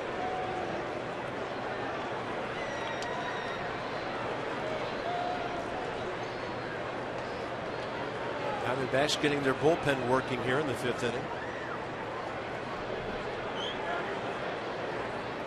Zimmerman's been on base in the series 5 times. Fastball and a double steal by the Nats without a throw. Span to third, Harper to second.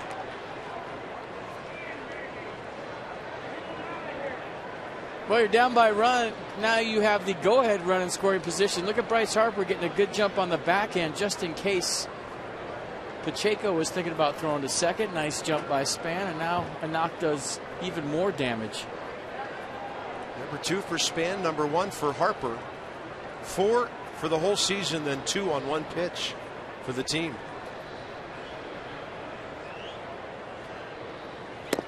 Zimmerman takes it low and away. Counts even 1-1.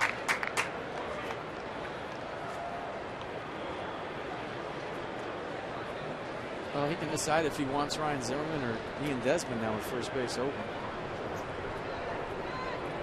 Zimmerman the most dangerous of those two recently. Ryan's still in the top 5 in RBIs with 25. On a pitch up, he flies it to right. Near the line, 3 fielders. Now it's foul. Now it's caught by Owings. And the Nats are gone in the top of the 5th inning. They stranded 5 base runners. And it's still 4-3 Arizona.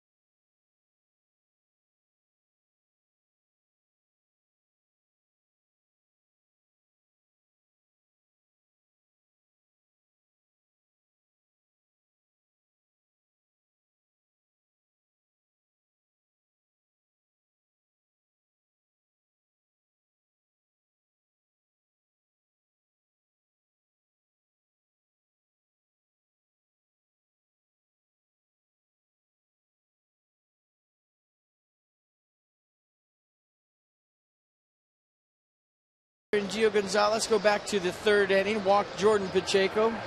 Maybe a change up right there in the dirt. I don't know if it was the pitch selection.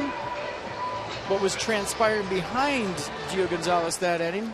Matt Williams came out and gave, let's just say, a motivational speech.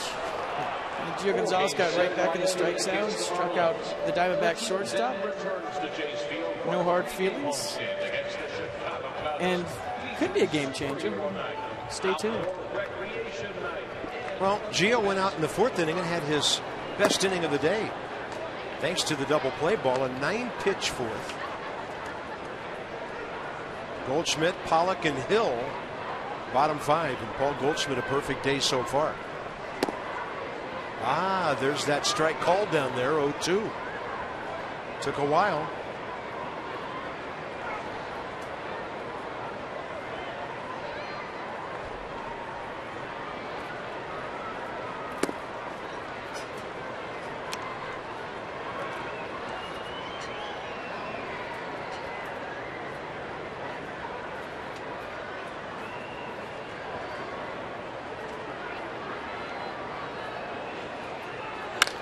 That's a breaking ball, and Goldschmidt is still perfect. And that's extra bases for him. That'll be his 18th extra base hit of the year. He's chugging for 3rd, and he's going to make it easily. Single, double, triple in his first 3 at-bats. I don't know if it's the stolen base by DENARD span last inning, but the way he went for this ball, the way he went after this ball, was not typical DENARD span. Watch right about here. He's not running well, and there's no sense of urgency, and I don't think that has anything to do with the fact that he thought it was just a double. I hope he's okay. Yeah, it did not look great on the replay. Infield in. 1-run game. Pollock the hitter. Ball 1. The Diamondbacks have out hit the Nationals 7-4.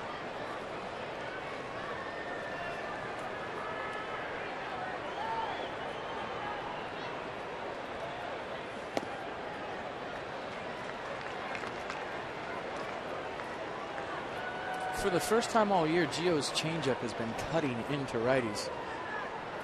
Usually it has that same fade as his sinker, but today it's acting like a soft slider.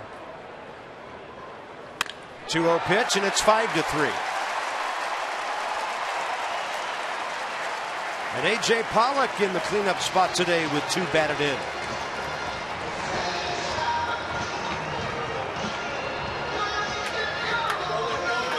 Well, Max Scherzer showed the way on Monday night, but Strasburg and Gonzalez have not followed suit. And the Diamondbacks have had a ton of offense in the last game and a half. Nobody out. Aaron Hill is next.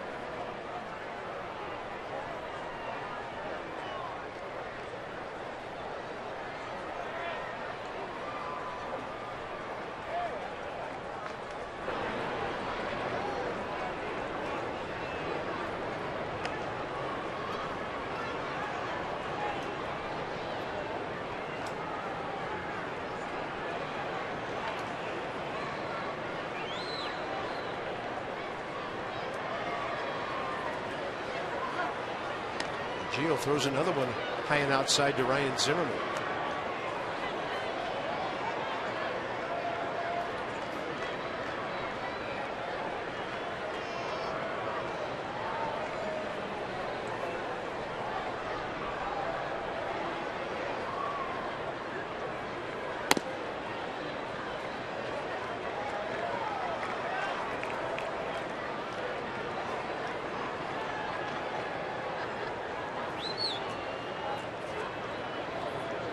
When Gio Gonzalez is at his very best, it's the fastball into righties early in the count that's key.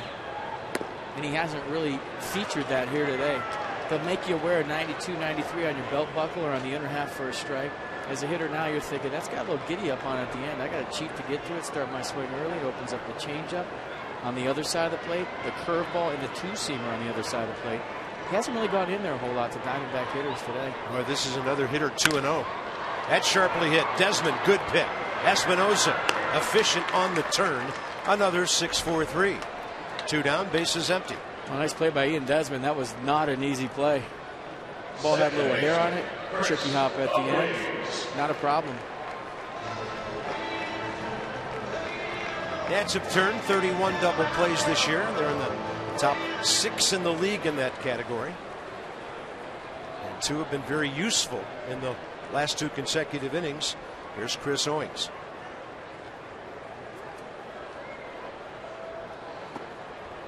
Got him with a first pitch curveball that time.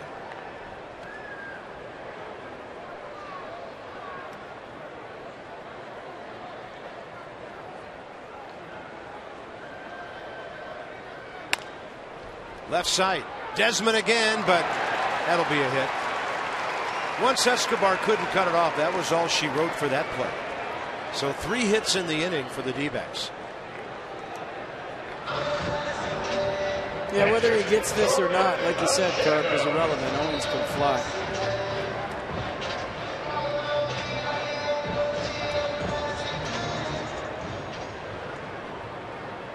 Next up, Jordan Pacheco, who has bounced out to Desmond and walked. Let's see if Owings has notions about running here early in the count. As we mentioned earlier, 4 for 4. 91 on the fastball right in there. 9 Arizona hits. They had 16 last night.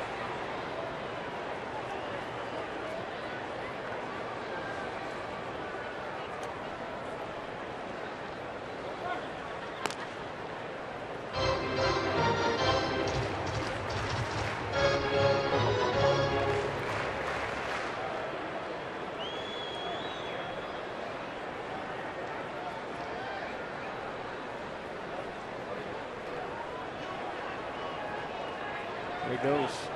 And then he tried to get back, and the throw was too high.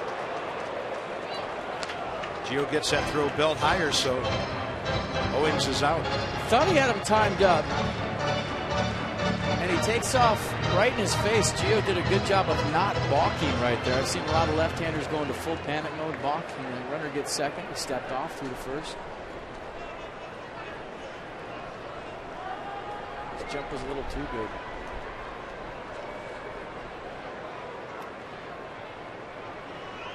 Oh, 1's the count. Runner holding. 92 missing. 1-1.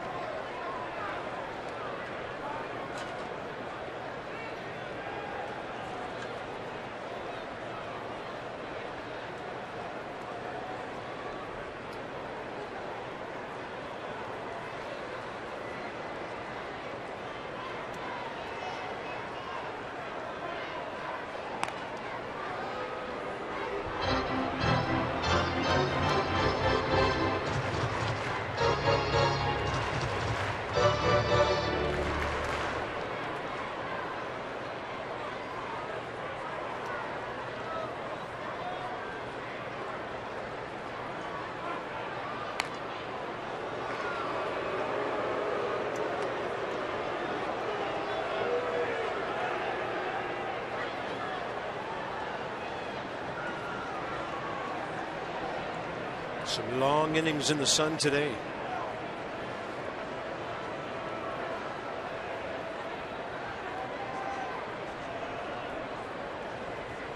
Runner moving and then stopping again on a 1-1 pitch, and Jose Lobaton couldn't find the handle. He had thoughts of throwing in behind the runner. Oh, he made an interesting comment right there. Long inning in the sun. I think it's more detrimental to a defense when it's cold and you have guys working out there. Unless it's, you know, in the hundreds. But you hate standing on defense behind guys that are deliberate when it's freezing out. It affects your offense. And this one in the air to right center. DENARD Span measuring it, telling Bryce Harper he has it. But the Diamondbacks get another run. The Goldschmidt leadoff triple. And now it's 5-3 Arizona.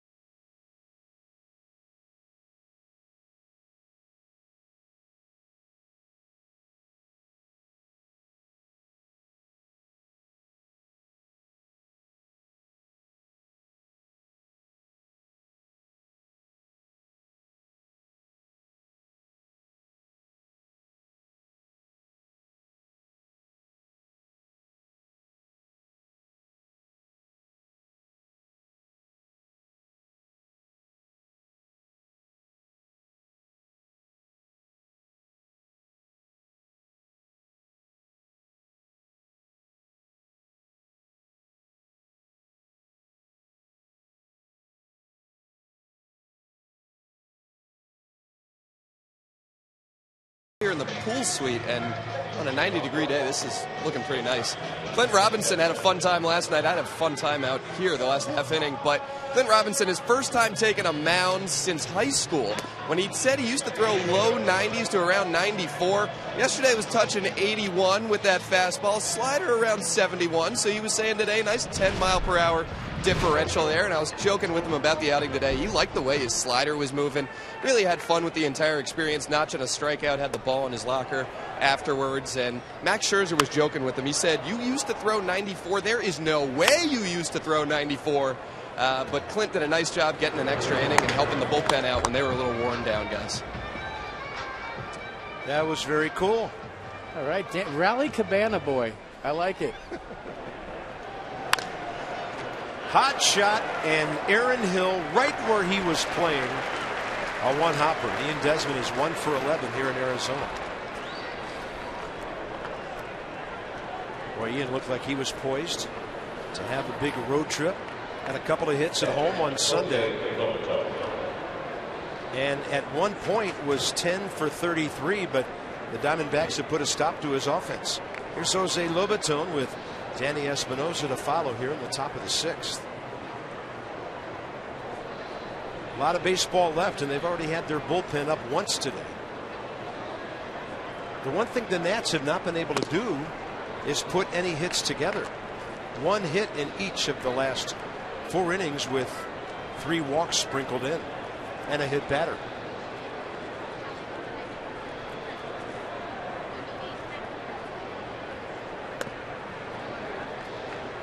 Counts even 1-1. Lobaton, a bouncer to first and 1 to short.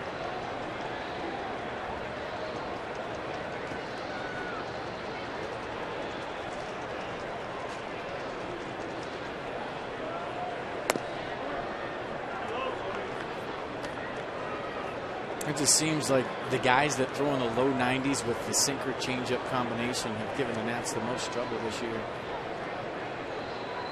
94, 95 and above, they're on it. It's the guys that are almost below hitting speed in the 80s with a changeup, a good changeup, that's giving them the most difficulty.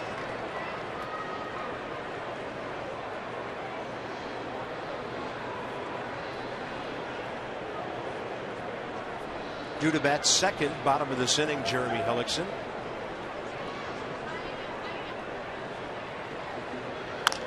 And Lobaton will pull it. Goldschmidt to his right. And pitcher to the bag in plenty of time. 2 outs. Yankees are going to visit Nats Park. 2 games set May 19th and 20th. You get that tote bag right there that Wilson Ramos is holding. First 25,000 fans get it. It's a 10th anniversary tote bag presented by MLB Network. Game tickets still available. Go to nationals.com for more details. Thank you, Mr. Ramos. They're going to be there. They want a tote bag. He's waiting for some runs. Hellickson, by the way, with the 2 ground balls in this inning, 9 on the ground today. We talked about making this guy bring the ball up. He's been effective. Espinosa, a ground ball out, intentionally walked last time. Gio's on deck here after throwing 84 pitches. He is by no means out of this game, and the Nats by no means out of the game. So the hits, Harper in the 2nd, Worth in the 3rd, Zimmerman in the 4th, and Span in the 5th. But never any together.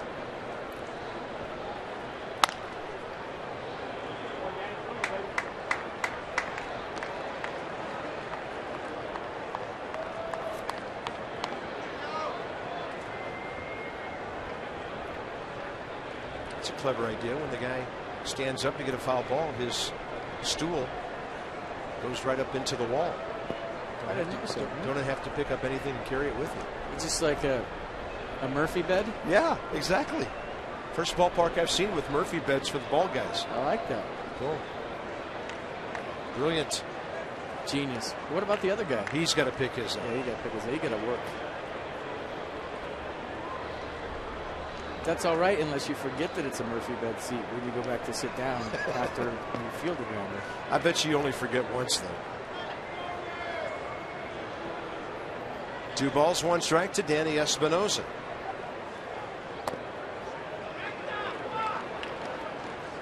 Danny has cut down his strikeouts this year.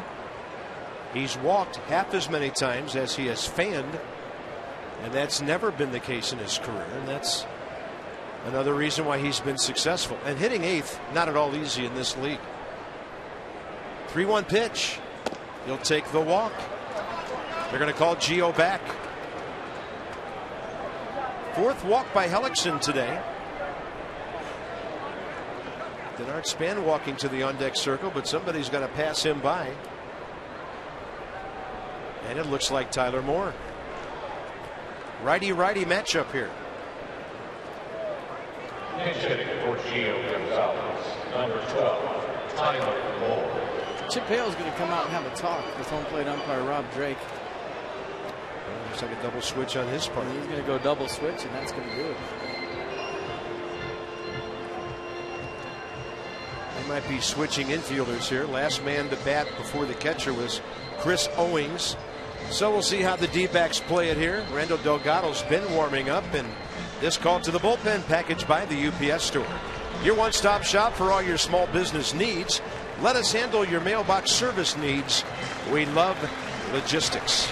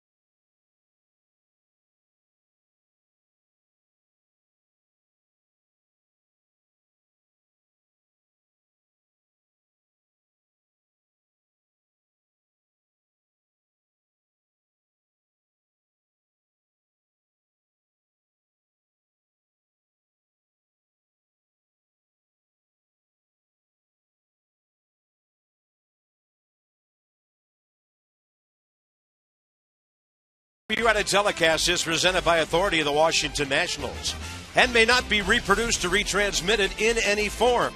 And the accounts and descriptions of this game may not be disseminated without the express written consent of the Washington Nationals. Well, bit of a threat here with 2 outs in the 6th inning. Danny Espinosa gets aboard. Cliff Pennington will bat 9th and play third base on the double switch, and batting 5th will be Randall Delgado, who got the last out of the game last night against Jason Worth on a comeback grounder. He'll face Tyler Moore right here, and the breaking ball is in there. Yeah, 14th appearance for Delgado. Fastball averaging 92. Slider he loves at 81 miles an hour. Throw a changeup and a curveball to go with it. Oh, situation where you want a guy with home run power coming off the bench, and Tyler Moore right down the line. It hits the pole, and the game is tied. A 2-out walk, a laser off the pole, and the Nats are back even.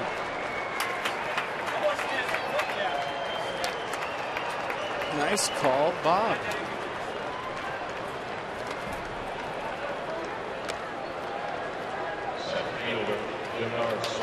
Boy, he's been getting used to the pinch hitting role.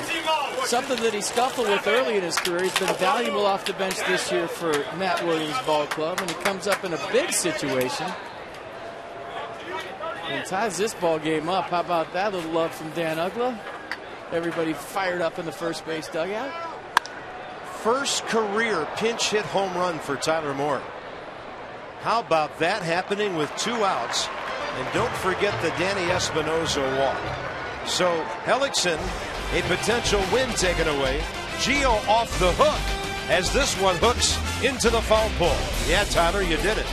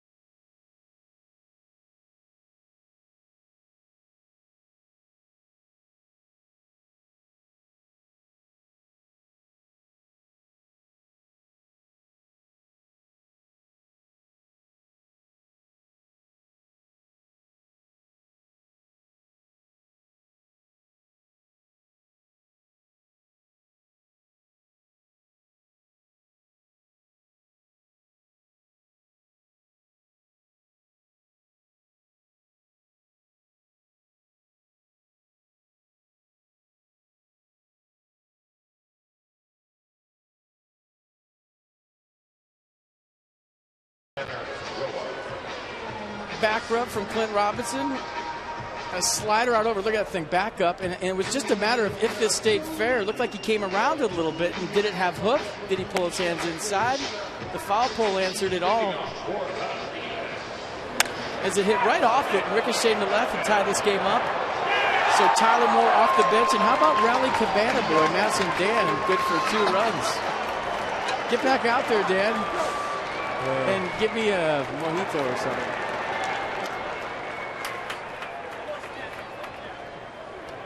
Ahmed Pennington in Ciarte. Tyler Moore makes this a new ball game. Tanner Roark takes over for the Nats. Facing Ahmed for the first time, and he pops it up. This will be close.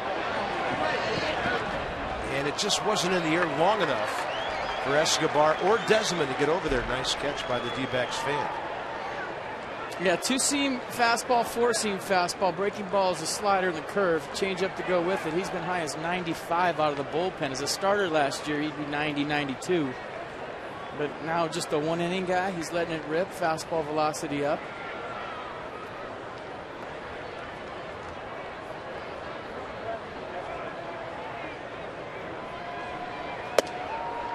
Kind of an ideal situation because the pitching spot just batted with the Tyler Moore pinch hit. So Tanner can work some innings here, settle this thing down, and give the Nats a chance to win. 1-1 to Ahmed, who's 1 for 2 with an RBI single, and Tanner just kind of overmatched him there with a nice breaking ball low and away.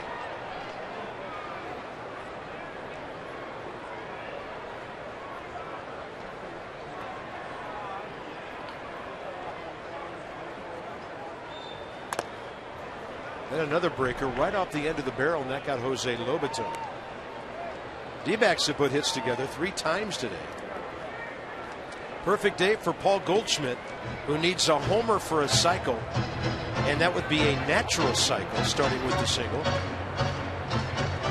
And they've had some hitting up and down their lineup today.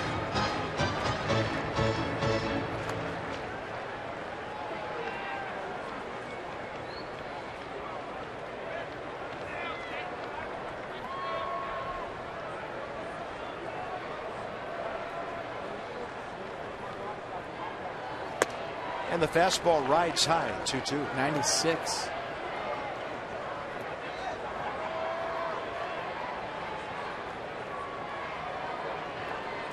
I mean, if he's going to come out of the bullpen throwing 96, he might be your 8th inning guy. Because we all know how the off-speed plays with the curveball, slider, changeup.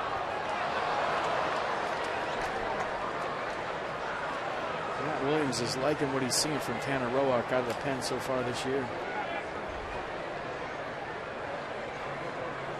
2-2.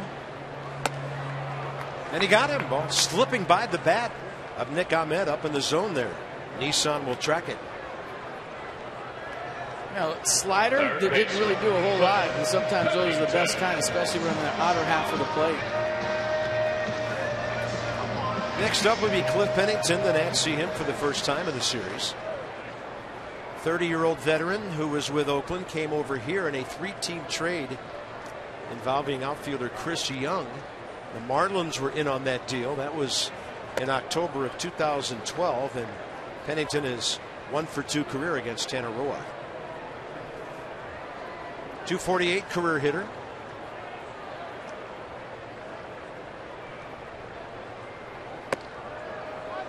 And Tanner opening up a little early for a couple of heaters there.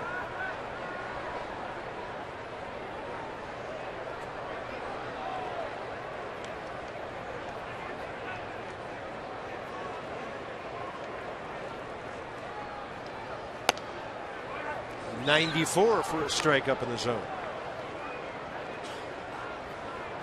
Yeah, the zone has been more north than south today for sure.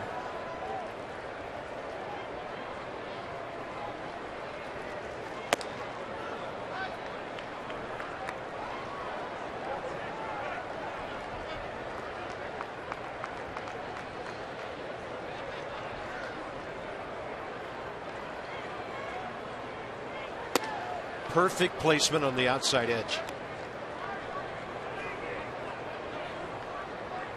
thinking one of the tough adjustments for Roark from starter reliever, besides the ones we've already discussed, is controlling that adrenaline. Oh, missed by a wide margin. He threw a bunch of pitches way off the plate out there, 1-on-1 out. And the reason I say that is because he looks a little overamped right now. He's working a little bit fast, and you know, as a starter, you have time to settle into a ball game. It's not like you just come out the first inning and flip whatever up there and expect to get through it. You're going to have adrenaline initially, but you know, that's going to go away, and you're going to get into a rhythm. But when you come into a tie ball game, 6th, 7th, 8th inning, and you're used to pitching for a while, it's got to be tough to harness that, I would think. At least initially.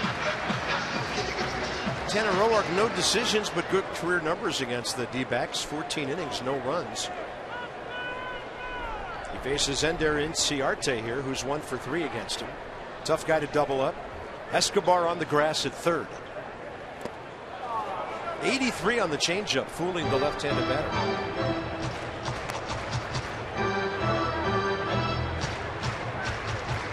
Inciarte hit one sharply at Ian Desmond last time. The Nats were able to go 6-4-3.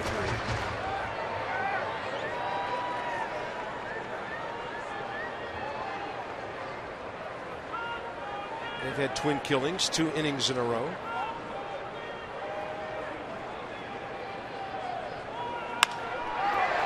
That's a fair ball. Left field corner. It bounces out in front of Jason Worth, and it'll be 2nd and 3rd with 1 out. That kid's done a good job in this series of going the other way. He had a homer here Tuesday night, but I've got him with 5 opposite field hits in this series.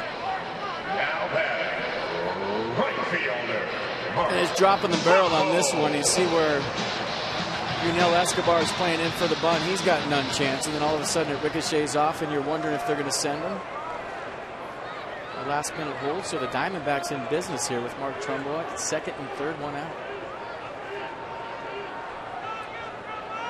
Trumbo against Roark career 1 for 3. Infielders in.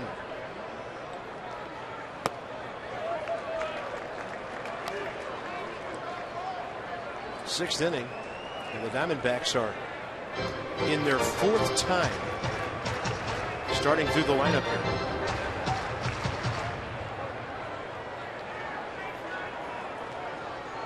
The shutdown inning for the Nats in this whole series has been rough.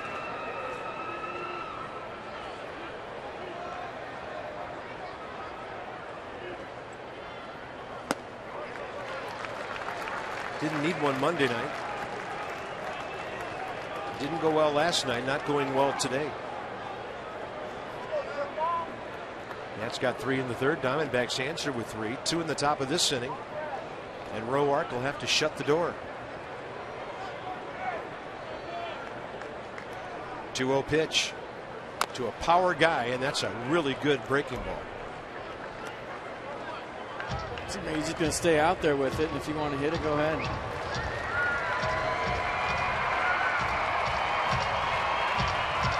I mean, I'd say that Trumbo has just a little bit of production on deck in the form of pitch. And if you get him here, you could walk Goldschmidt if you don't want to work against that guy. That's a slider that's up. So down and away, he fouled it. Up and in, couldn't get to it. And the count's even 2-2. What's a 4th slider he's seen? So Trumbo's thinking, okay, there's the rotation. It's going to break down the way. And it actually backed up on Tanner Roark and went the other way. It worked in his favor. Big pitch coming. Absolutely.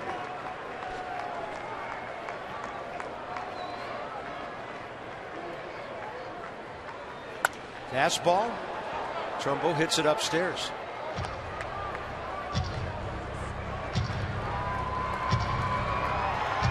Nice, they can punch out all the way right here. Trumbo's trying to spread out and put it in play.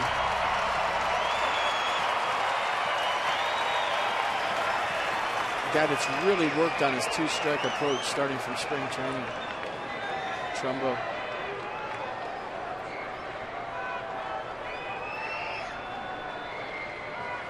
Fastball, and he just missed outside. Well, he tried to run it back. It was 96, and it's almost like a putt through the break. He threw it too hard, didn't really give it a chance to eat.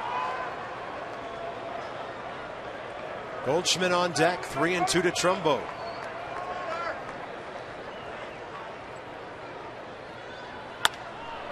And that is foul.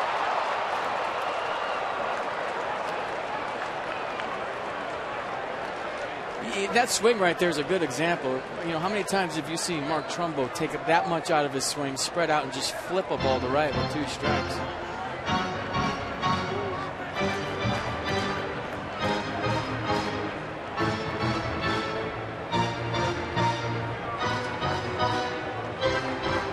Everything's been away in the sequence. I feel like if you want to throw a 2-seamer in, it's wide open. Sliders away, fastball away. See that one pitch kind of down the middle of the 4th pitch, but right in this area, you got a chance. Mercedes-Benz tracking the entire at bat here. 3-2 again with 1 out. Up and in, slammed off the mask of Jose Lobaton. They heard me. Well, I like going in there. As a hitter, the reason why you start to lean out over the plate, you're thinking to yourself, I got to cover away. Everything's been out there. You start leaning out there, and it's tough to get back to that inside pitch. I think you could still go in there.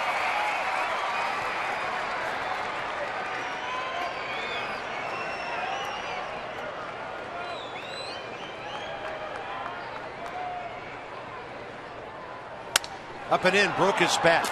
Pop up. What an at-bat for the pitcher, if you will. And now they can walk Goldschmidt if they don't want to pitch to him and take their chances with A.J. Pollock.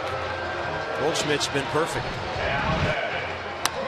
Well, they've kind of pitched around him this whole series. You had mentioned earlier he hasn't had a hit. He came out in the 3rd inning of the 1st game. It was a blowout.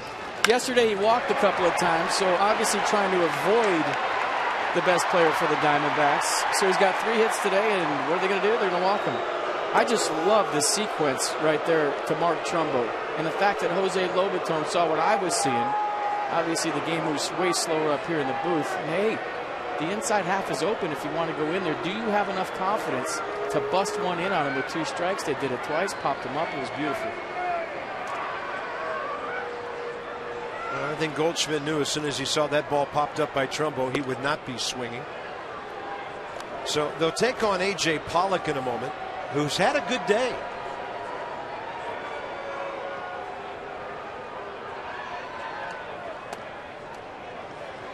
Pollock is 1 for 3. RBI ground ball in the 3rd. RBI single in the 5th. And as you have a good look at all the traffic on the bases, A.J. Pollock steps in 0 for 3 career with 3 ground outs against Tanner Roark. It's a good ball game.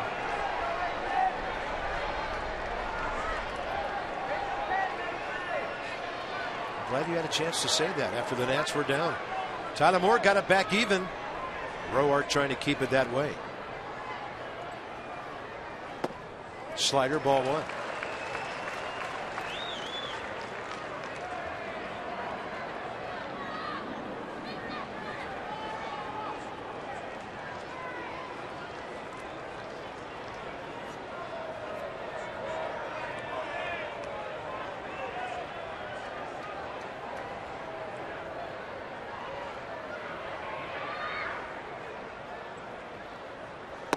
That's a good one.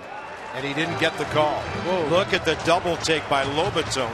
He and Tanner Roark can't believe it. Well, he hit the spot, and good frame by Lobaton. It was outside on pitch track. But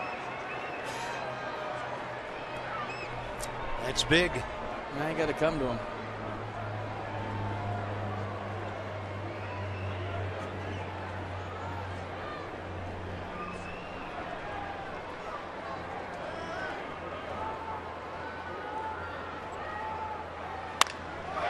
To the right side, Danny Espinosa.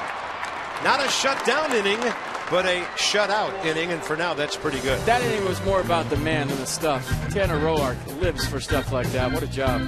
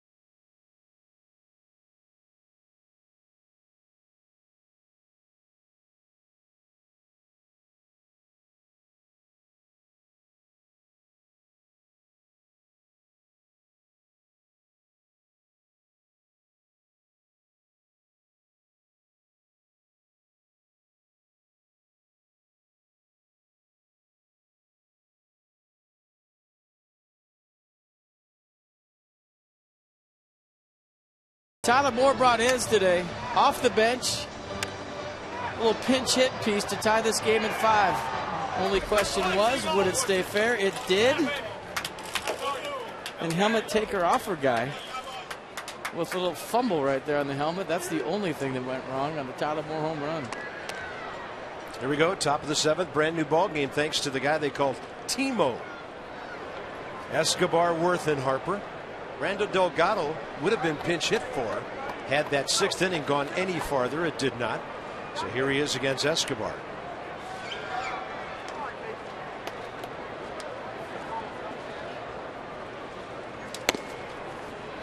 That's a fastball up in the zone. By the way, that was the first time Tyler Moore had ever faced him. Escobar is 1 for 2 against him.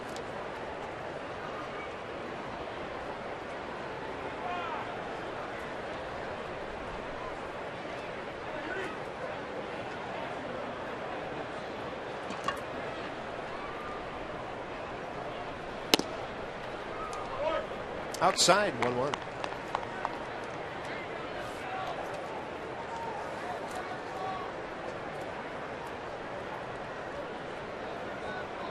Escobar was gone from Atlanta on to Toronto before Delgado got there in 2011. Unello for 2 today, hit by a pitch, a run scored. It's jammed on that one and pops it up right side. First baseman's call, Goldschmidt, for the first out, 7th inning. Inside the numbers with Jeep. Since April 28th, look at the way these ball clubs are piling up the extra base hits. And for them, Goldschmidt leading the way. For the Nats, Harper and his band of merry men right now. And a big one today from Jason Worth, the 3-run homer. Worth's 2nd home run. Jason has 4 extra base hits, pair of doubles as well.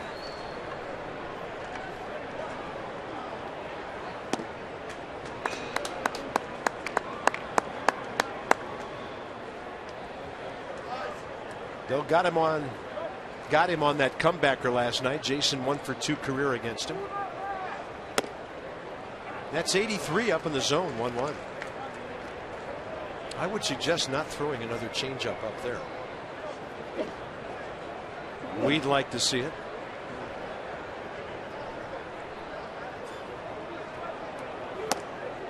.92 down the middle.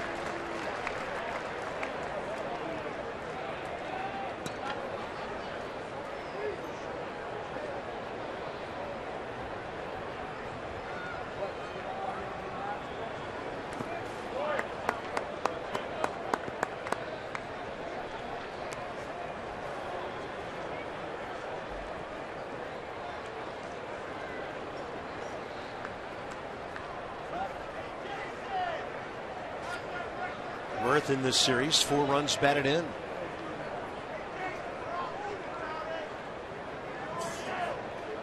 Fastball inside coming, broke his bat.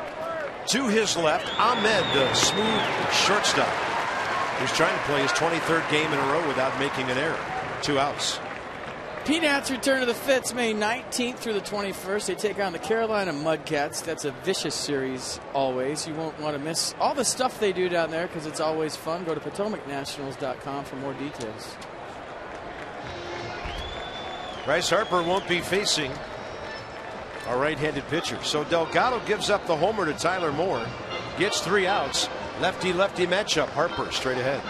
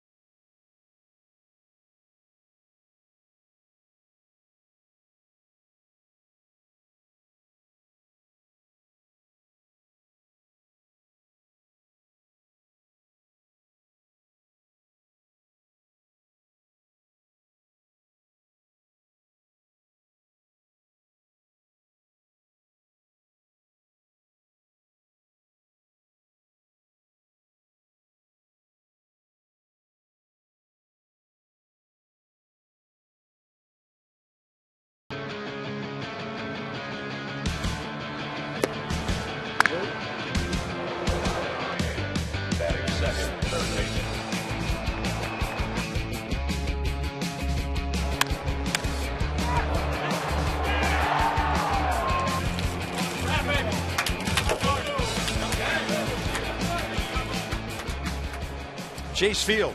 Bryce Harper will be looking at Oliver Perez here in a moment. You see the motion, the delivery. They faced each other a couple of times last year. Perez got him on strikes both times. Started him out with sliders right at him, broke him over the plate, then expanded away with a slider. Kind of pitched him backwards and ended with the fastball. They met twice in August of last year. So we'll see if he does the same way here. Lots of sliders in the past to Bryce Harper.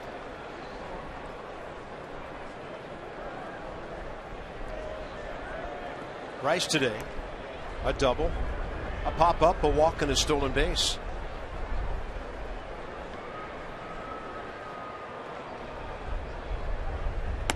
And Perez, the sidewinder, with a breaking ball one side of the plate to the other. Started right at him, broke it over. JAYSON tracks it. Just like the at-bat I just watched in the break, and then he starts to slider over the plate and tries to expand it away next. Let's see if it's the same pattern.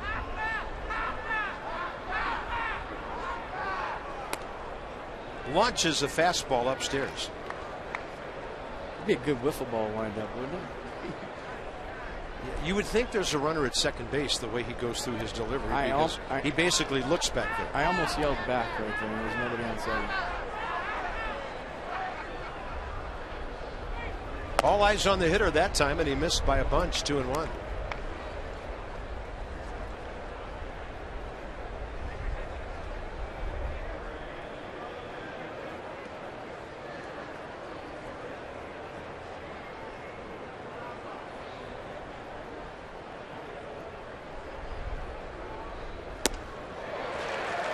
Counts even, 2-2. Starts this one down the middle, breaks it off the plate.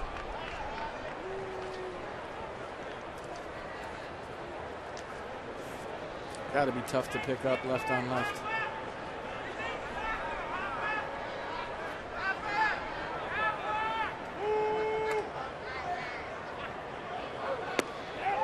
Bryce went. He's in the face of Rob Drake, and he's been tossed.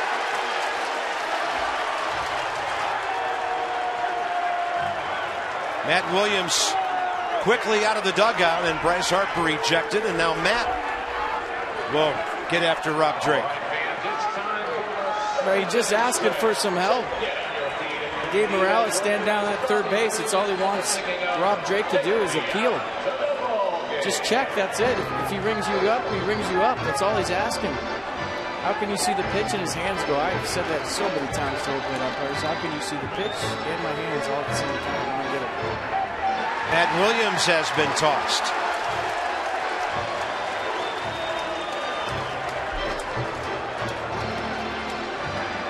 Well, the Nats have lost Bryce Harper in a tie game here with at least 2 innings at the plate to go. And Matt Williams hanging around to get his words in.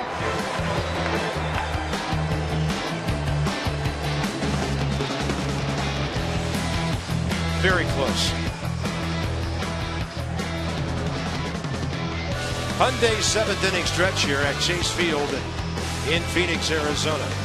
It's up to Tanner Roark for another scoreless frame here in the desert, and the Nats still a chance to win the series.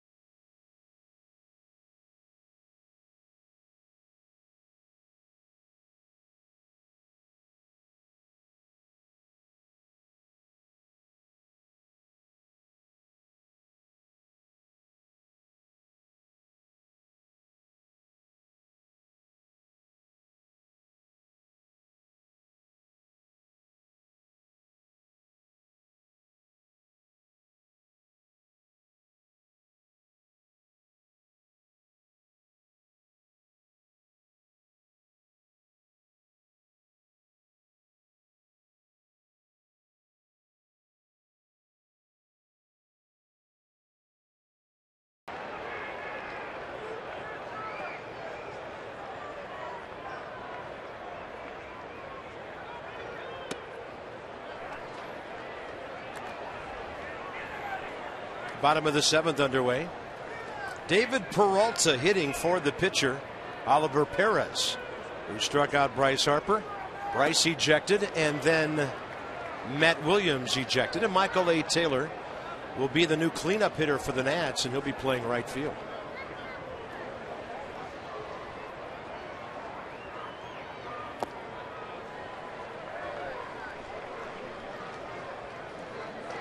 And Peralta, pretty good series, 3 for 8, 3 hits last night.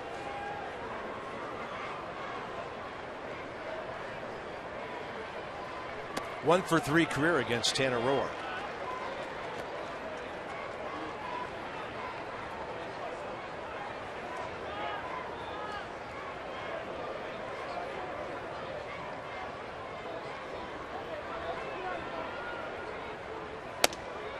Up and in.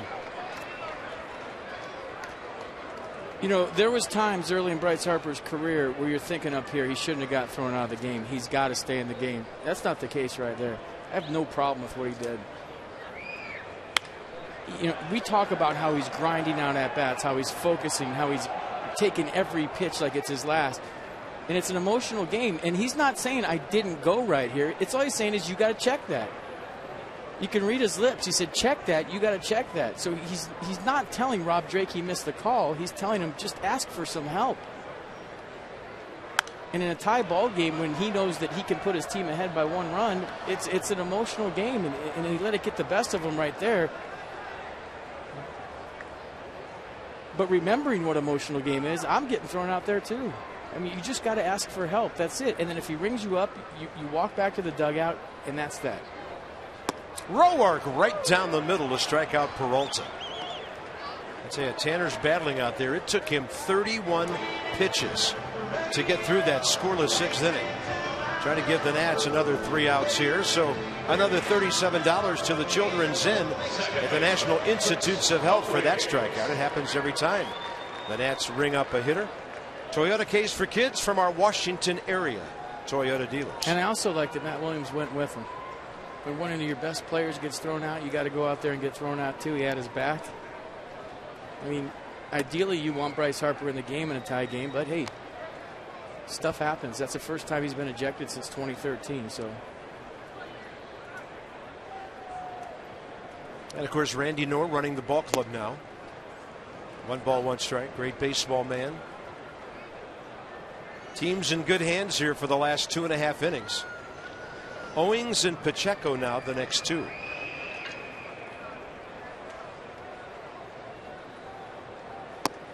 Good run back action on the 95. You can't have both. You can't have a player that's intense all the time and love it, and then when he pops his top because of that intensity, be angry at him that he got thrown out of. You can't have it both ways. You can't have a guy that's just busted it every day, and then he loses it, gets thrown out, and say, what is he doing? You can't just say, oh, shucks, I got rung up right there. I'm going to go back to the dugout and play the way Bryce Harper plays. It doesn't work. So I have no problem with him getting thrown out right there. And he had a valid argument. It looked like he may have not won.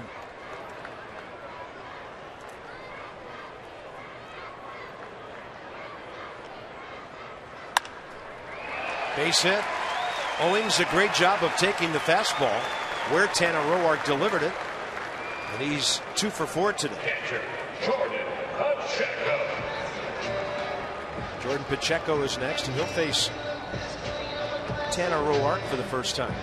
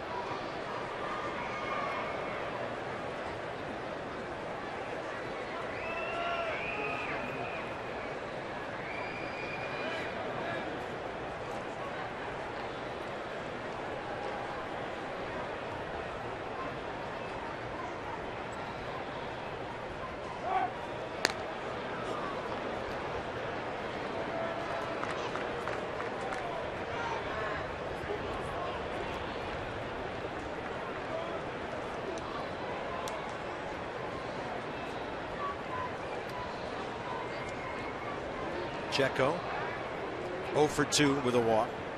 1 for 5 in the series. Double play guy if you can get the ground ball here.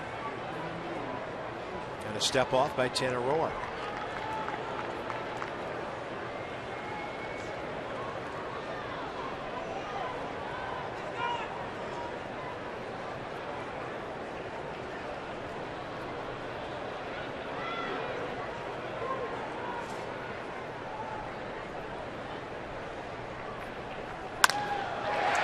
Two hits in a row.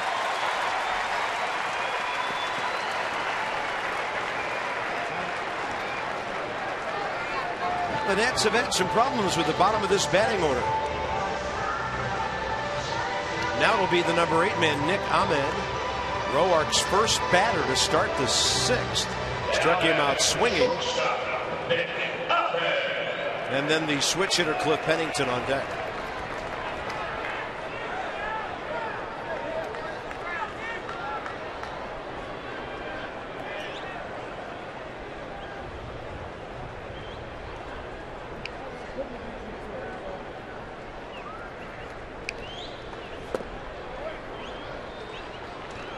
Got to make sure if you're Tanner Roark, you don't get into a rhythm with Owings on second base. See Espinosa kind of hold him close, hanging out. Make sure you vary your looks, vary your tempos.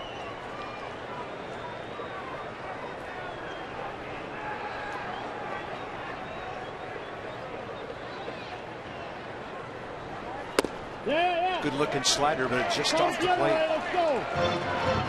Counts 2-0. Matt Thornton is up and throwing in the Nats bullpen.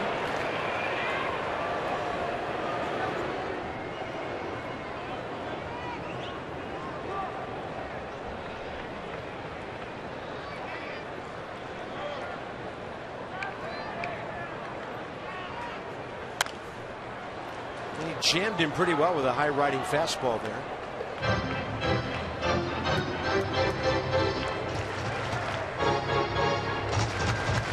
Bit elevated with the heater. Maybe that's due to a little over ampage from Roark. He's looking for something down the zone, a ground ball right here. Nats have turned a couple of double plays today. And that pitch jams it. Escobar, Espinosa, and wow. I wonder if the Diamondback dugout might take a look at that. Danny Espinosa on the out call at second base, and looks like he stayed on the bag. Well, Chip Hale gave the one hand up sign, like we're going to check this out. Let's see. A little difficulty on the exchange for Escobar. You see him kind of double pump that. Was his foot on the bag when he caught it? Randy Knorr was coming out to make a pitching change to Thornton. So evidently the Diamondbacks will not challenge, and the pitching change will happen. So a lot of guys gathered around the mound. Roark departs. Thornton on the way to turn Pennington around to the right side.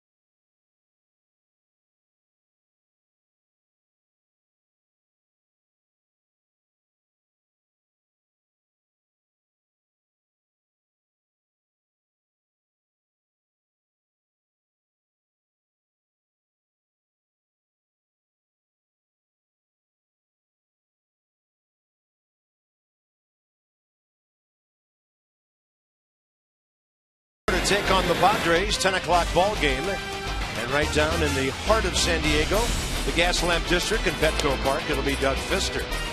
Road starts the season, a 1.96 ERA. Tyson Ross, winless in 5 consecutive starts.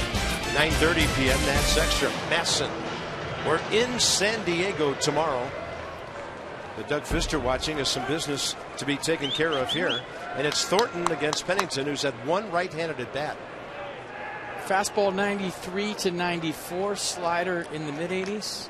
Occasional changeup. 14th appearance for Thornton. ERA at 3.24. Opponents hitting just 156 off the Nats left-hander. He's 0 for 1 this year from this side of the plate. And Pennington knows Matt Thornton from the American League. 1 for 6 against him.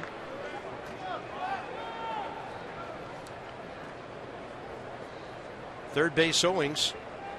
First base, Ahmed. 2 outs.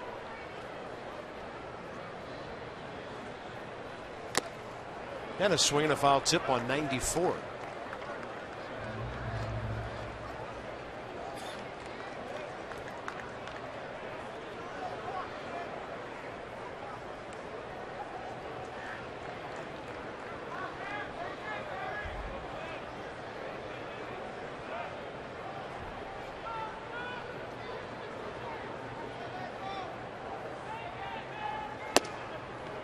Good pitch, 95 on the inside edge.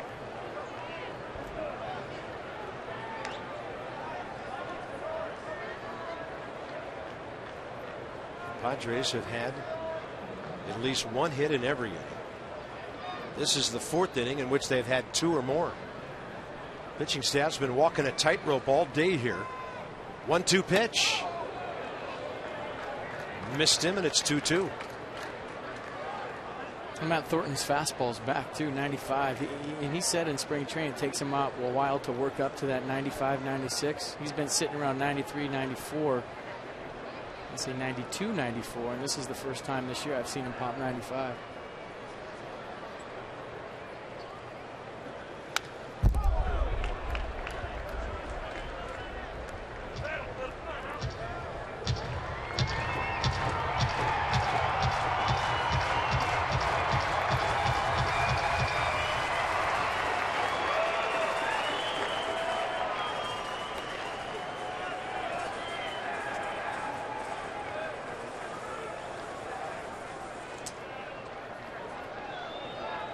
Two again.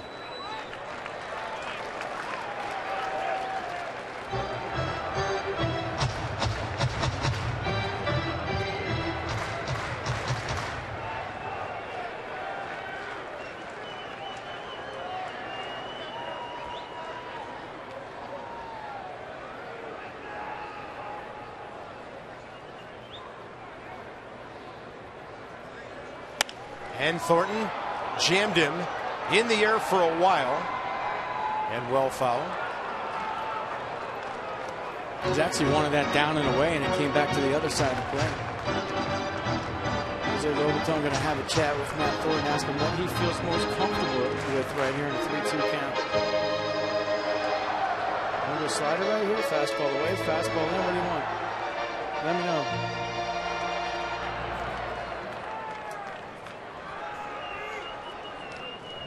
It's been a long couple of days for Steve McCaddy in this ballpark.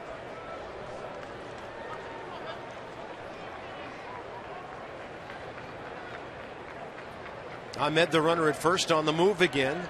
Payoff pitch, and straight back it goes. Well, it seems to me that Pennington's in swing mode here in a 3-2 count. He's wanting to drive that run in.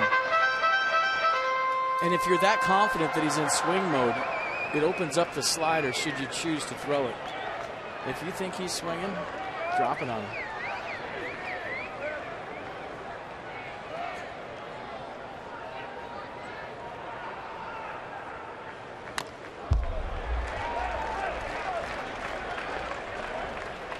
Because as a hitter, the more fastballs you see, the closer you get to timing them up and getting one in your zone.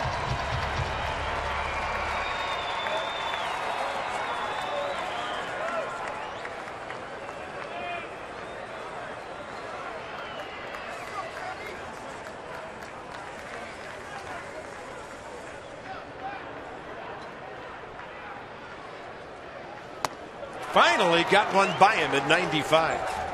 Matt Thornton staying with the number 1 and getting this ball game tied into the 8th inning. Zimmerman, Desmond, Lobaton coming up. What a rubber game battle this is.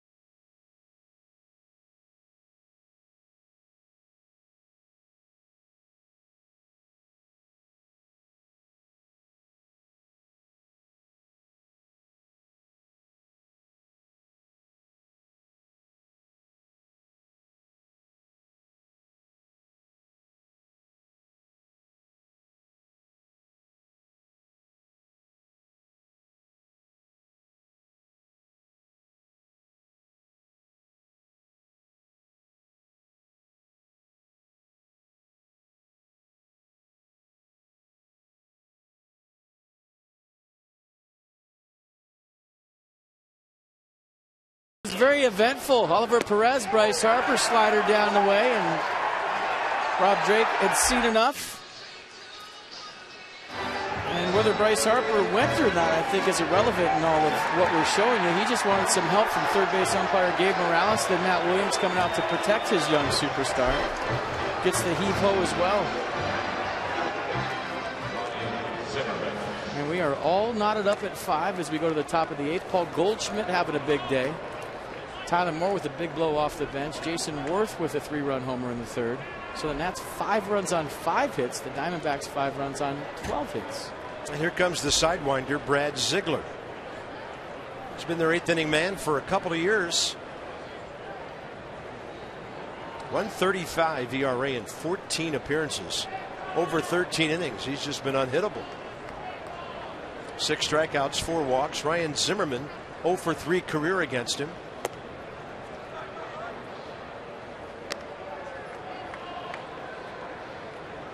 You see the sidearm sink. His fastball is averaging 83 this year. Slider 72. Lots of changeups, more than in the past at 76. And if Rob Drake's strike zone is not a low one at this stage of the game, that doesn't help a pitcher like this. Good point. He thrives on ground balls. And that's in there at 83. 2 balls, 1 strike. Zimmerman today extending his hitting streak to 7 games. 1 for 3 in the series. He's 4 for 9.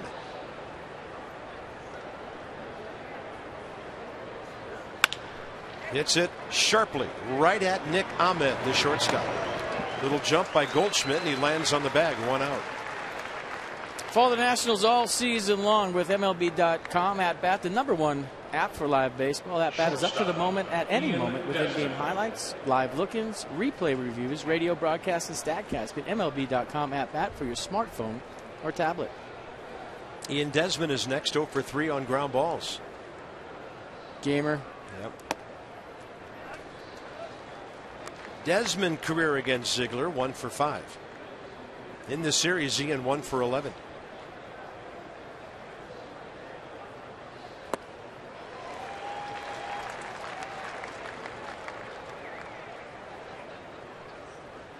So important when you face a guy like Ziegler that you find the release point early in the at-bat. Find the window where that ball is coming out of.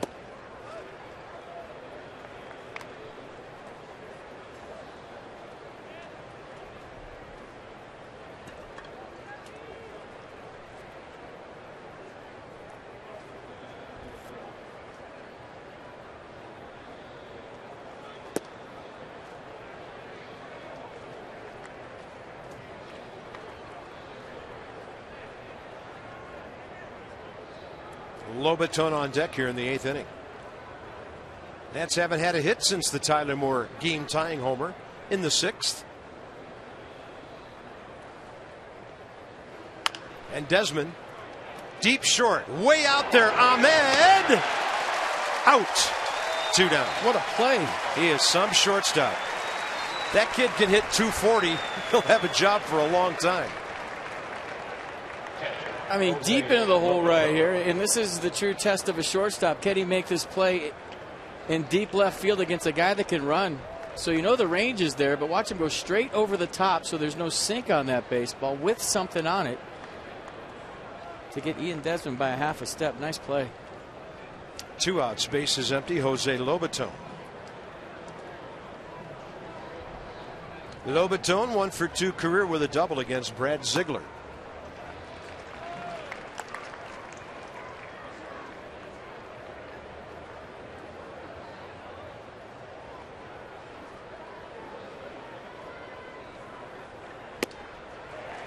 Bottom drops out, 78, strike 2.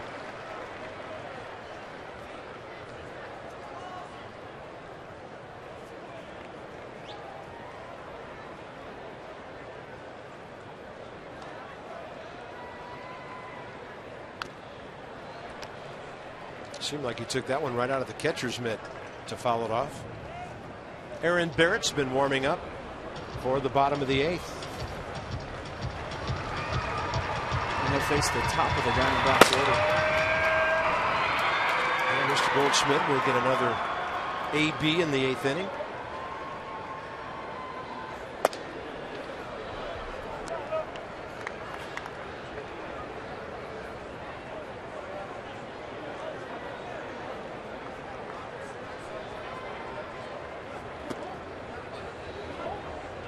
And Lobaton not biting on those pitches away.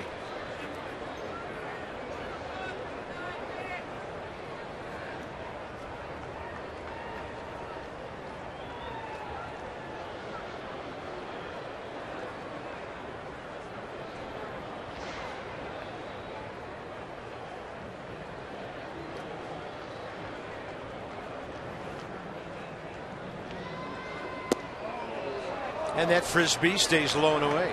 3-2. I mean, he's a tease. That's what he does. He teases the strike zone. Just tries to shave off the outside corner. Tries to run one back on the inside. Never really gives you anything out over the plate. And if he does, the bottom's dropping out of it. And Lobaton works the 2-out walk. That's a good AB for Jose, who's had a long day, by the way, behind home plate. Danny Espinosa next. Second baseman, Danny Espinosa. Sometimes when you have a sidearm guy and you see everything going to the arm side, as a left-handed hitter, you just crowd the plate and dare him to come in with 82. Just come on, try to get that in on me. Clint Robinson, last night's star left-handed pitcher, out of the bullpen on deck.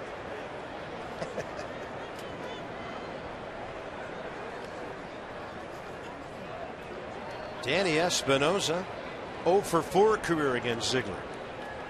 Walked twice today, once intentionally, and that's a strike.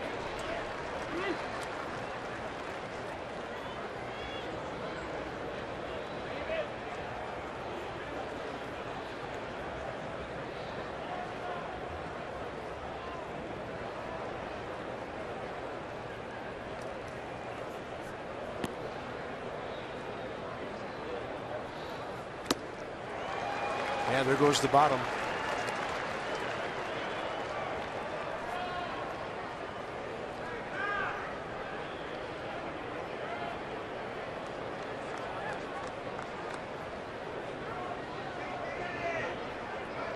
Five game, top of the 8th.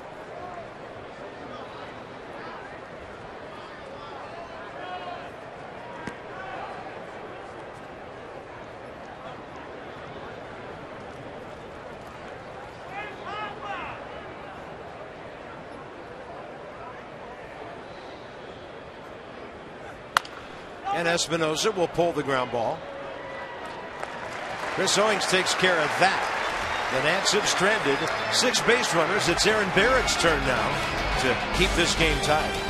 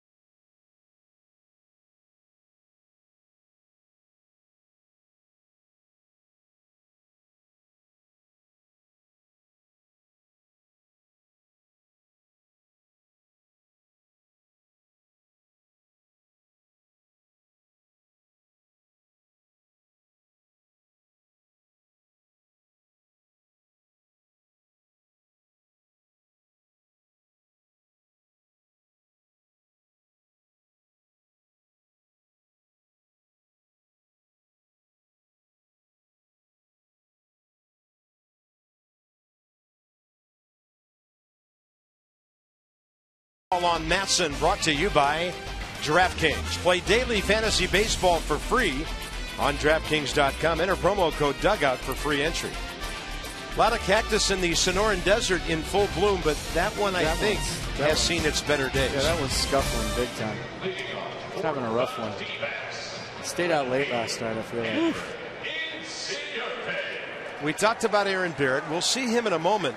But because the left-hander Ender Inciarte is leading off, Matt Thornton stays for another hitter. Inciarte 0 for 2 career against him.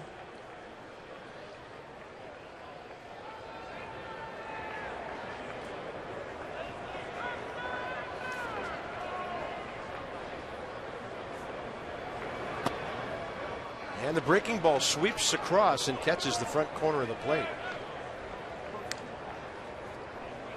That did not look like a strike to me.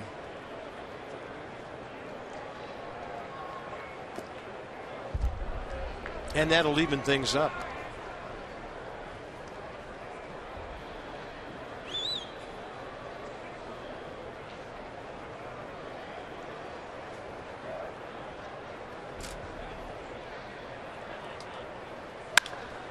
Out to short. Desmond can't handle it.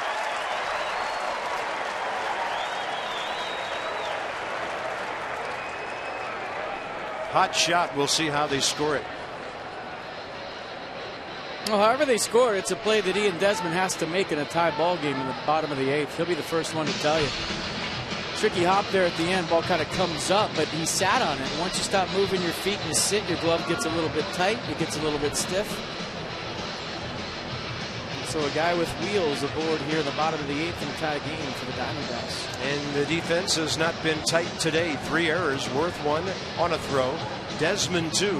Here comes Aaron Barrett. Now the Nats are looking at Trumbo and Goldschmidt.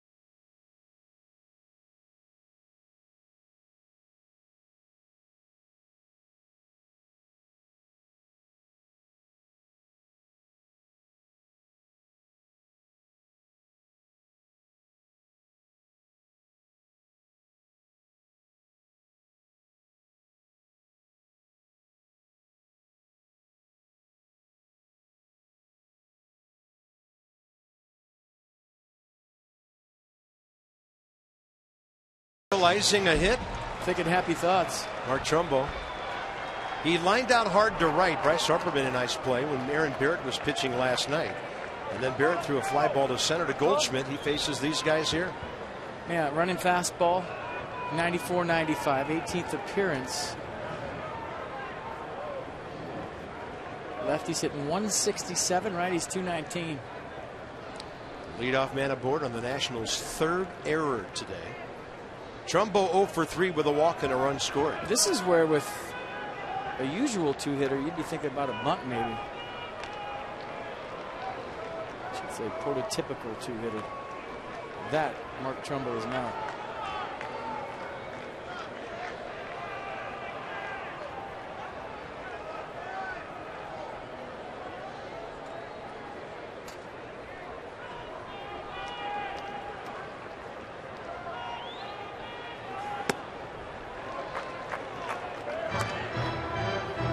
These guys are up for the 5th time today.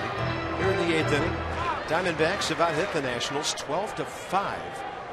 But a couple of home runs, the Worth 3-run shot, the Tyler Moore 2-run pinch homer, and put all the runs on the board with not many hits.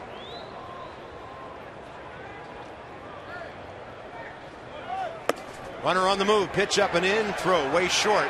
And what a tag by the second baseman, Danny Espinosa. On a hop, he got it down. Well, big time gamble right there by Chip Hill and his ball club. You see the jump by Inciarte, not a good one, but how about the pick by Danny Espinosa, getting the tag down? And watch how quick Jose Lobato gets rid of it. It gives Espinosa a chance to get the job done on the back end. Nicely done all the way around, especially by the Nats second baseman. That was pretty. Big out in a tie game with their big guns coming up. 2 balls, no strikes to Trumbo. And that snappy breaking ball right in there. Happiest guy out there? That guy. Picked him up. That was pretty slick by Danny Espinosa.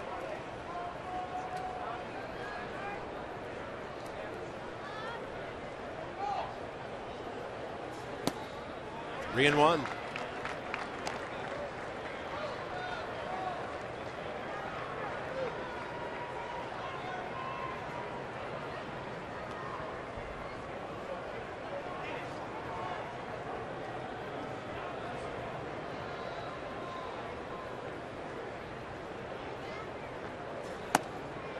Fastball up in the zone, outer half.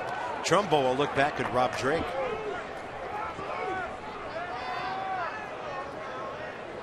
Strike zone has been east and west and north today. South has not existed.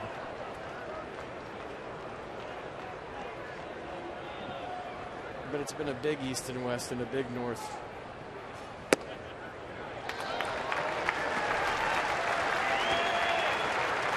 Aaron Barrett on the year.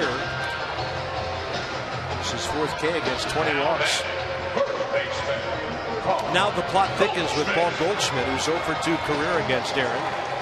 And as mentioned earlier, fly ball to center to get him last night. We've seen it with these younger guys out of the bullpen for the Nationals this year. At times they get away from their fastball. And Steve McCaddy always talks about trusting your stuff. When you throw 95, 96, or in some other cases in the upper 90s, trust it. Out of play right side. And of course Barrett 20 strikeouts, 4 walks in his work this year. Didn't mean to frighten all of you Aaron Barrett fans. Goldschmidt today, single, double, triple, RBI, 2 runs. The Nats had to walk him in the 6th, and it paid off. Tanner Roark got A.J. Pollock on the ground ball.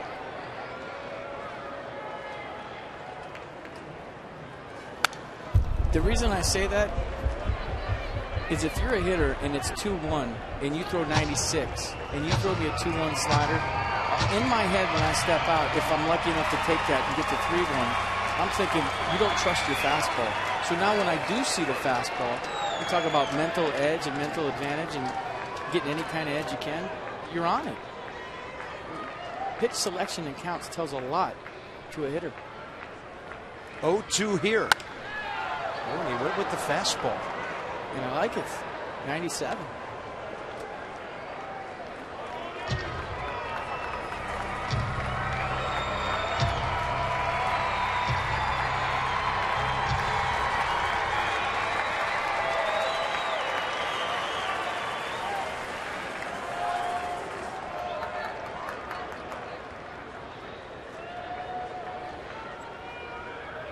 Oh-2 pitch, got him. 87 with the slider.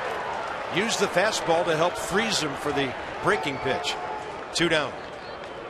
But that was I'm going after you. I don't care. Here's my fastball. Here's my best bolt. Here's my best bolt. And then lock him up with a slider with 2 strikes. That's how you attack a strike zone. Nicely done, Aaron Barrett. We'll now face A.J. Pollock for the first time.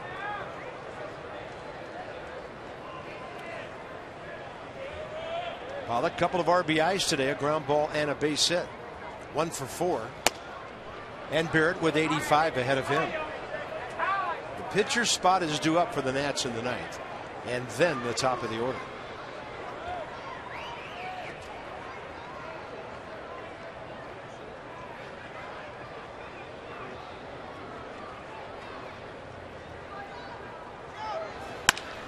Up the middle, 95 up in the zone. And the Diamondbacks still haven't gone an inning without a hit today.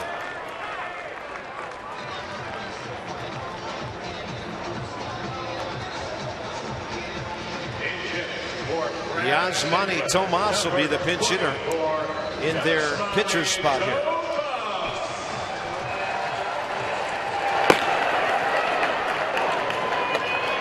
Addison Reed get loose. He has 2 saves this year. They've won a lot of lopsided games, keeping him from having many opportunities. I saw where they average 8 runs a game in games they win. So they don't play a whole lot of tight ones for their closer. That's a good breaking ball for a strike.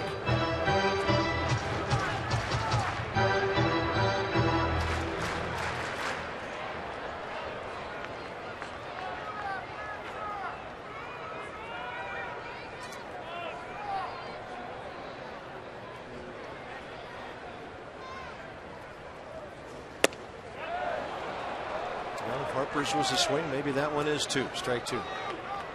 Pretty good breaking ball, but based on the strike zone, probably not a called strike. Tomas, first 20 games in the big leagues, hitting .276. He's 1 for 6 as a pinch hitter.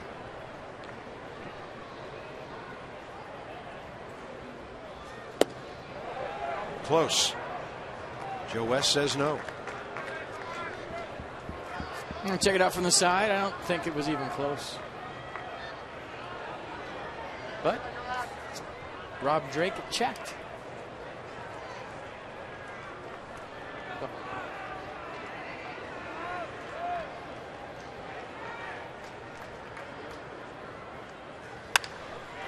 Slider up and a ball hit foul.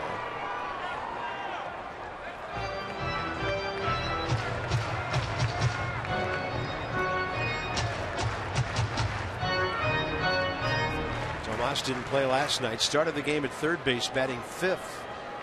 And he went 0 for 3 against Max Scherzer, and then 0 for 4 on the night Monday. In the Nats 11-1 win. You go stand him up fastball in the inner half right here. Back to the slider 2-2 if you want.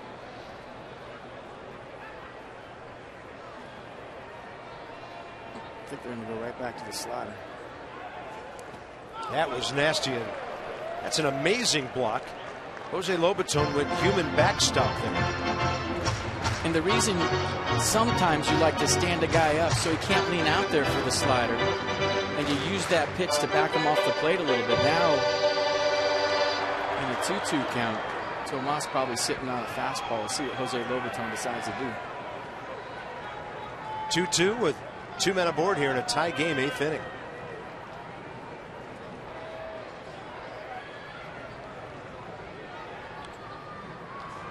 And Barrett on what appeared to be a hanging slider hit into center field.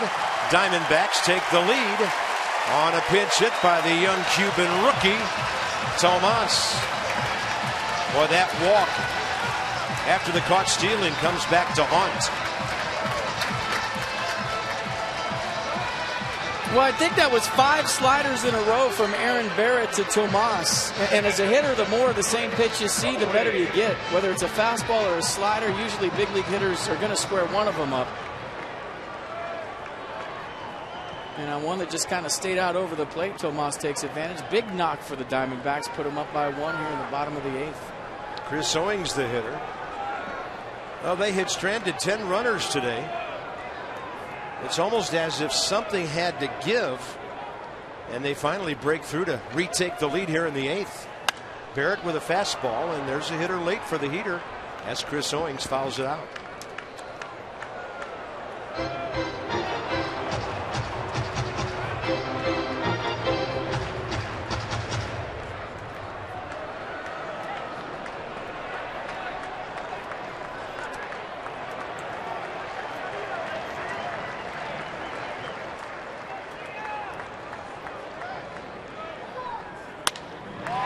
And this slider touched off to center. DENARD Span has it. Diamondbacks a walk, 2 hits. Now the Nats have to face their closer, Addison Reed.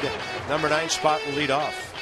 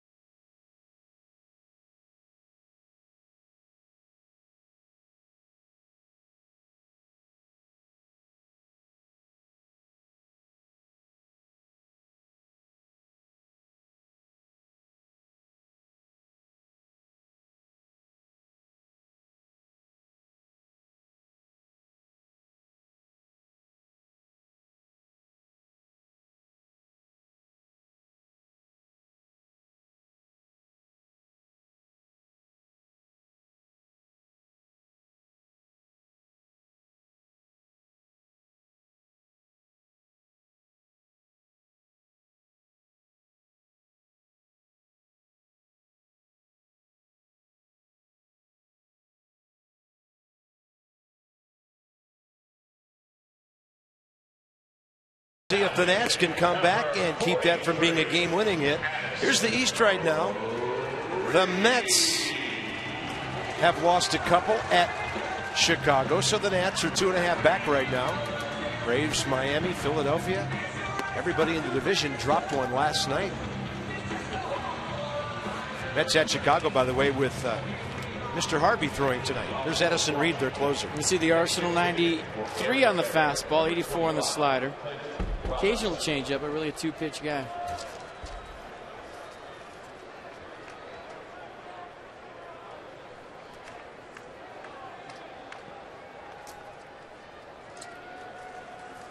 Glenn Robinson, 2 for 13 with an RBI as a pinch hitter.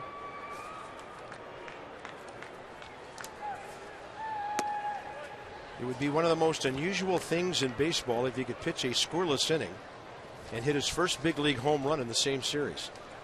I think you should probably call Elias if that happens. They might call us. Yeah.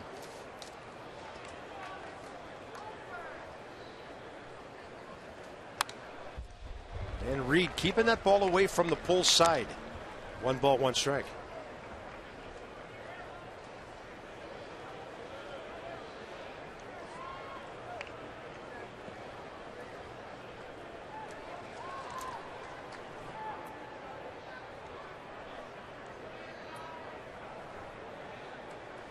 Target away.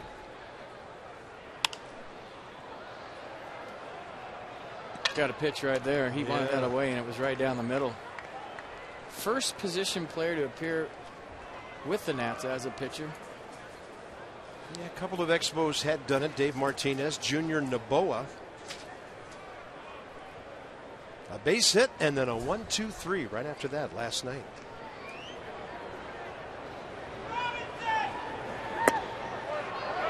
Hasn't been a strike all day. And there have been a lot of pitches down there that have looked like strikes that haven't been called. He's been consistent. 2-2 to big, strong Clint Robinson.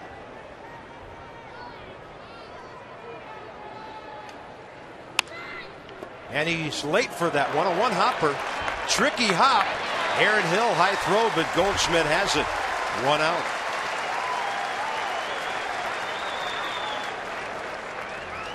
Span and Escobar now. Last 2 hopes for the Nats. Doug Fister tomorrow night. That's extra 9:30, 10 o'clock. First pitch in San Diego. Tyson Ross winless in 5 consecutive starts for the Padres.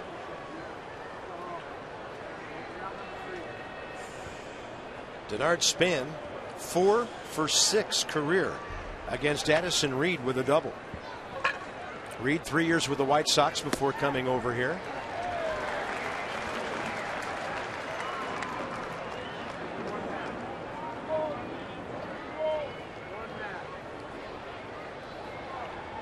On base 2 more times today. 7 times in this series.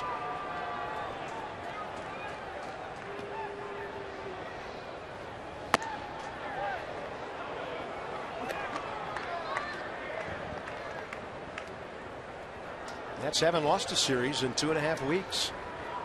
Haven't lost consecutive games since that weekend series in Miami. Taking care of business ever since.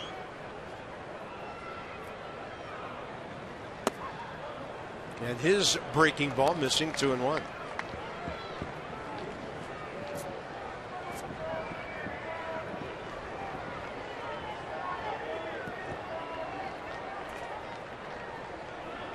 Span trying to get on any way he can right now. He gets on, it's game on. And Span will do just that up the middle. What a series. 6 hits and 12 at bats, plus a pair of walks. One of the hits left the yard Monday night, and the tying runs on. Well, another good at bat from DENARD Span, just right back up the middle. Foot down early, throw the bat. Base hit, game on. 5 for 7 career against Addison Reed. And here's Escobar, who's faced him once, and hit a sac fly against the right-hander. Look at the right side here. My goodness. Looks like they're playing the pull. Let's see where the first pitch or two might be. I think it's because Owings has to cover second base on a steal attempt, so he's kind of cheating that way. He's already at double play depth, but with Yunel Escobar up and that whole right side. And as we saw in the replay of the Goldschmidt triple, FP still wondering a bit how DENARD's feeling with the legs. After he and Harper pulled off the double steal earlier, he's out to a pretty good lead.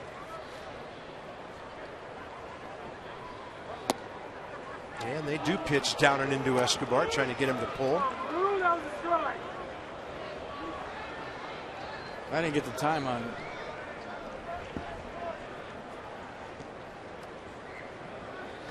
that pitch from Reed, but that was pretty deliberate.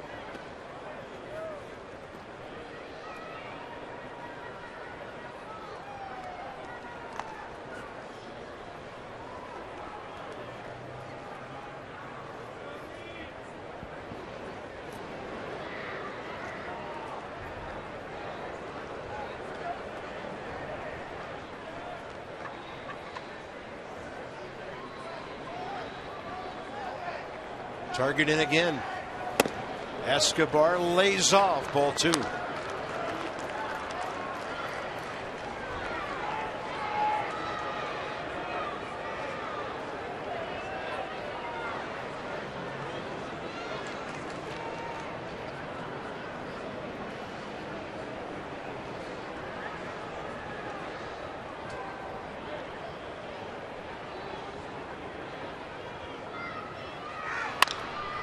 Yeah, they pitched him inside, and Escobar turns on him. That's his 7th hit of the series. And now the tying run's at second base with 1 out, with JAYSON WERTH coming on. Well, that's what you love about Yunel Escobar. He's always thinking the other way, but if you're going to pound him in there, he's got the bat speed and the ability in the hands to go ahead and pull it if he wants to. And there's no need in trying to fight that fastball in and push it the other way. He said, all right, you want to come in? I'll play there. How about JAYSON WERTH in the 3rd inning? Let's have a little flashback to his 2nd home run of the year. A little 2-seam fastball, run back right out of the barrel off that mezzanine deal out there in left center field. And I think the Nats and JAYSON will all settle for a single right here. Yeah, WERTH 1 for 4 with that 3-run blast. He's 1 for 1 career against Addison Reed. So Blake Trinan, if the Nats don't take the lead here, Drew Storen, or if they tie it, and Drew Storen if they do take the lead.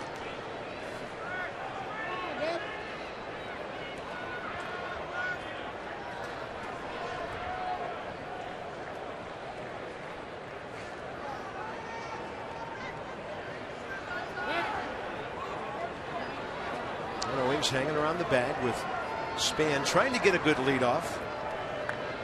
Michael Taylor for Bryce Harper, ejected 2 innings ago, is the on-deck hitter.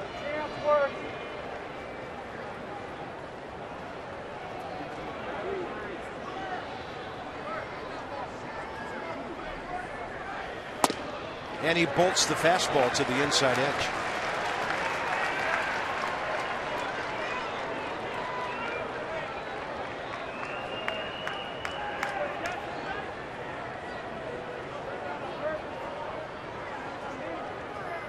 Team with 7 fewer hits trying to battle to tie this game. This is the first time the Nats have had 2 hits in an inning today.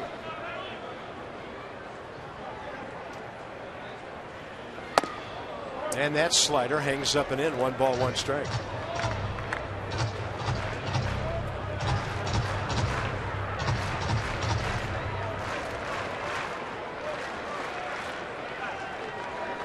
JAYSON WERTH lives for these moments.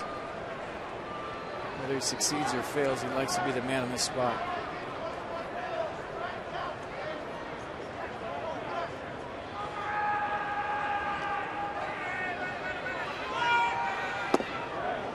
Addison Reed not doing himself any favors here. Falling behind. Got the first man, the pinch hitter Clint Robinson. They haven't given up. We saw this ball club battle last night when they were down by 10 runs. Scored a couple in the ninth.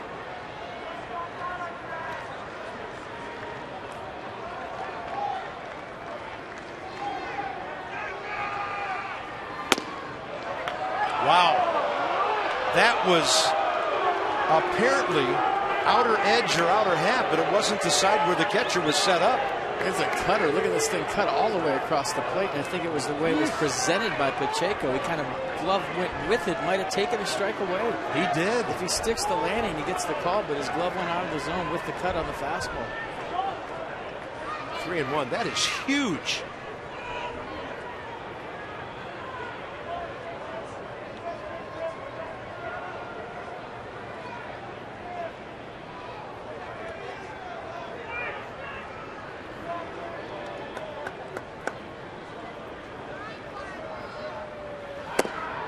Jason Worth takes the walk. Hasn't been a strike all day. Bases loaded, 1 out, and Michael Taylor thrust into a big spot here. Well, wouldn't you know it? Right fielder Michael. Bryce Harper's spot comes up in a big situation here in the bottom of the ninth. And don't get me wrong, I didn't say it was a good thing he was ejected. I just said I understood why, and I understood the passion and the intensity of that moment, and it's all he was asking for was a check. He didn't say I didn't go, he just wanted a little help. I've been in that situation. I understand exactly why he was frustrated. This is a classic situation for a young player too, FP. Michael Taylor, early in his career, like a lot of kids with power, he has struck out a lot, but if he can stay within himself here and put a good at bat out there, who knows what might happen. He's swinging. I know. He is. I'm saying he's got to be, but he's got to be smart with the location here. Yeah, got to get something elevated. Think about the big part of the ballpark. Don't try to do too much. Up the middle the other way is what all good RBI guys do in big situations. Take a deep breath, go to work, and here we go. They're even with the bags at the corners. He just walked the batter, and now Reed will step off. Careful not to balk.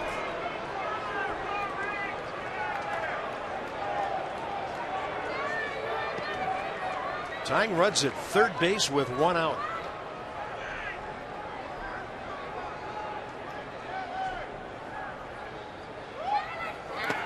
And that ball just about thrown away. Pacheco saves it. Madison Reed is squeezing it. He is feeling it big time. And this is where, even though you're a young player, you're Michael Taylor, you're second go around the big leagues, you have to see what's going on the mound. Slow the situation down and realize that the pressure is on the closer right now, who's absolutely squeezing the baseball.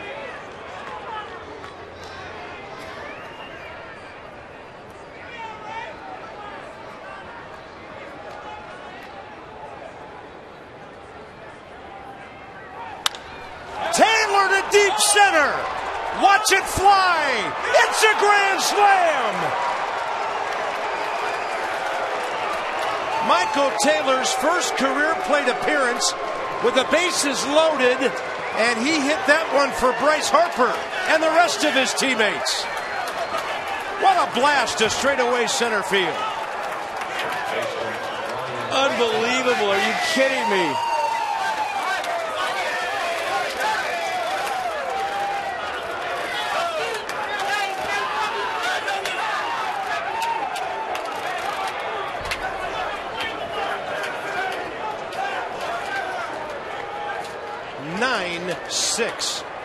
Washington, and downtown Phoenix is shocked right now. Goosebump City. Here's Zimmerman. Boy, that shows what happens when you fall behind innings. He's not happy.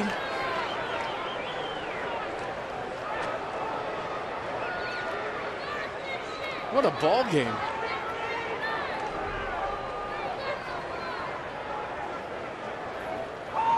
Michael Taylor said, "Hey, Bryce Harper, I got you. Don't worry." And he looked relaxed on the first take. He got a fastball right down the middle and was all over it. My goodness, that ball was crushed. Zimmerman can't stop on the breaking ball.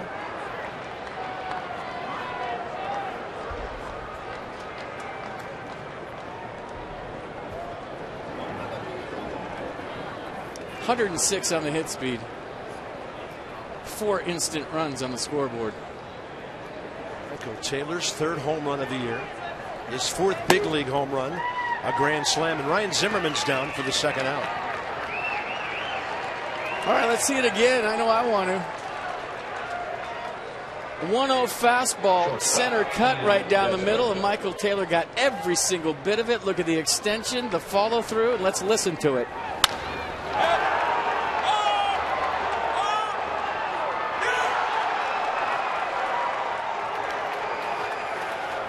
What a great moment for Michael Taylor. Look at Rick Shue, one of his young pupils right there. Here's Ian Desmond. I tell you, it's not that easy to come into a big league game off the bench and have the at-bat of the day with the bases loaded, down by 1 out in the 9th, and to do what he did. That is big boy stuff. And Desmond goes deep to right center. That ball flying. Pollock watching it, and he grabs it about 390 feet away. Well, there are plenty of Nats fans in the yard who are pretty happy. The D-backs are leaving the field to booze right here. Blown save for their closer, Addison Reed. Michael A. Taylor straight away at a grand slam for the rookie.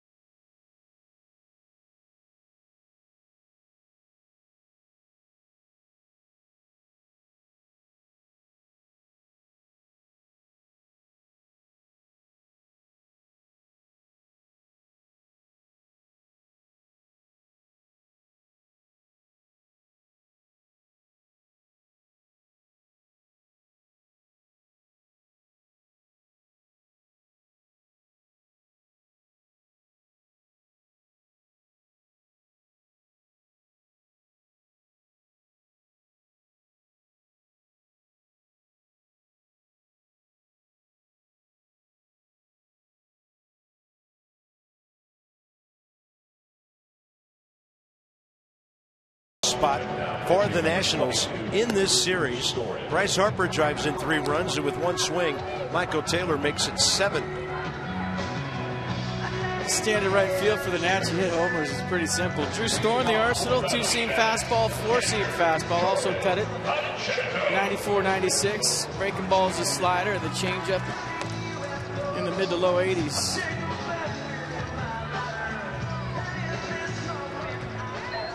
Well, for the Diamondbacks, Pacheco, Ahmed, Pennington, 7, 8, 9.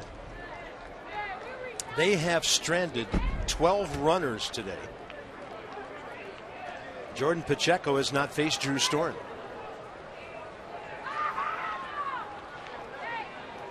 And Drew's first appearance since he got his 9th save with a 1-2-3 ninth against Freddie Freeman, Kelly Johnson, and Alberto Callaspo of Atlanta on Sunday to close out that 5-1 homestand.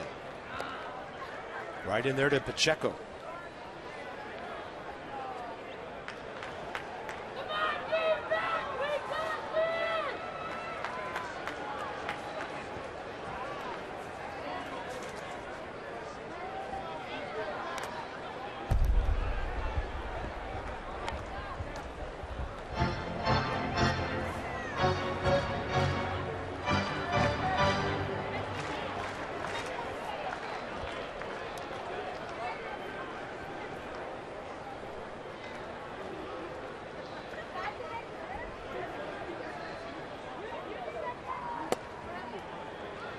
And now Drew Storen finds out there are no low strikes today.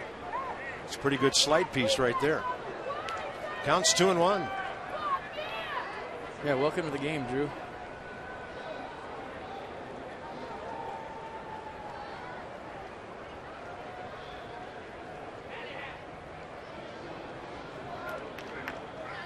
And he misses with the fastball, 94. Worst thing he could do would be walk the leadoff guy after the Nats took a 3-run lead.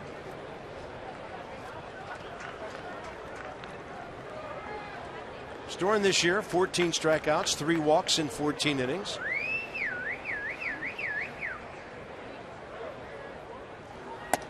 And that one is outer edge, 3-2. I'll tell you, the big reason why there's 15 runs and 22 hits in this baseball game is the low strike has not existed. And when you play at a hitter's ballpark at elevation 1,100 feet, the high strike is going to fly a long ways. 3-2 now. Strike 3 call. Even though Lobaton dropped it, and a throw to Zimmerman for the first out.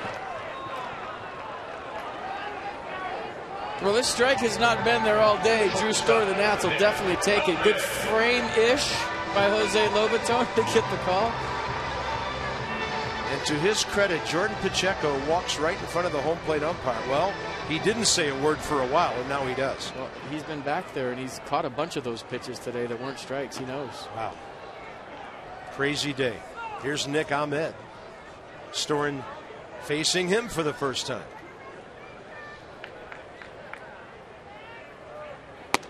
And that's a fastball right in there.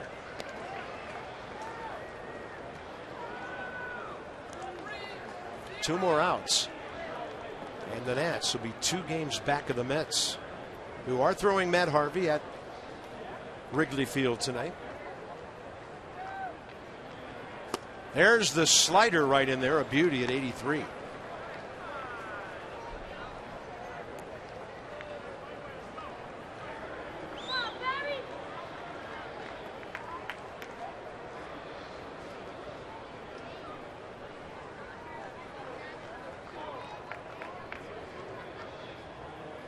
And quick work of the light hitting shortstop. 2 down. A disappearing slider from Storen right here. Ahmed over the top.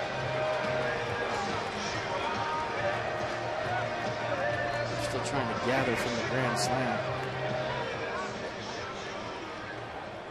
Cliff Pennington, first official at bat against Drew Storen. Came in 6th inning on a double switch. He has walked and struck out. Funny how this game works sometime. Aaron Barrett, who did not have a good 8th inning, stands to be the winner.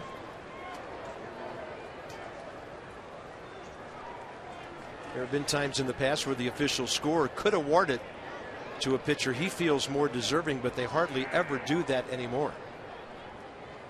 As long as the Nats get the W, that's all that matters right now.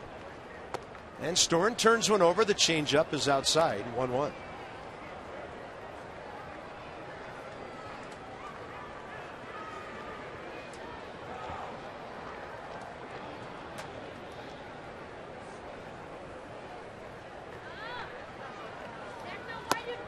Then a changeup for a strike, a beauty.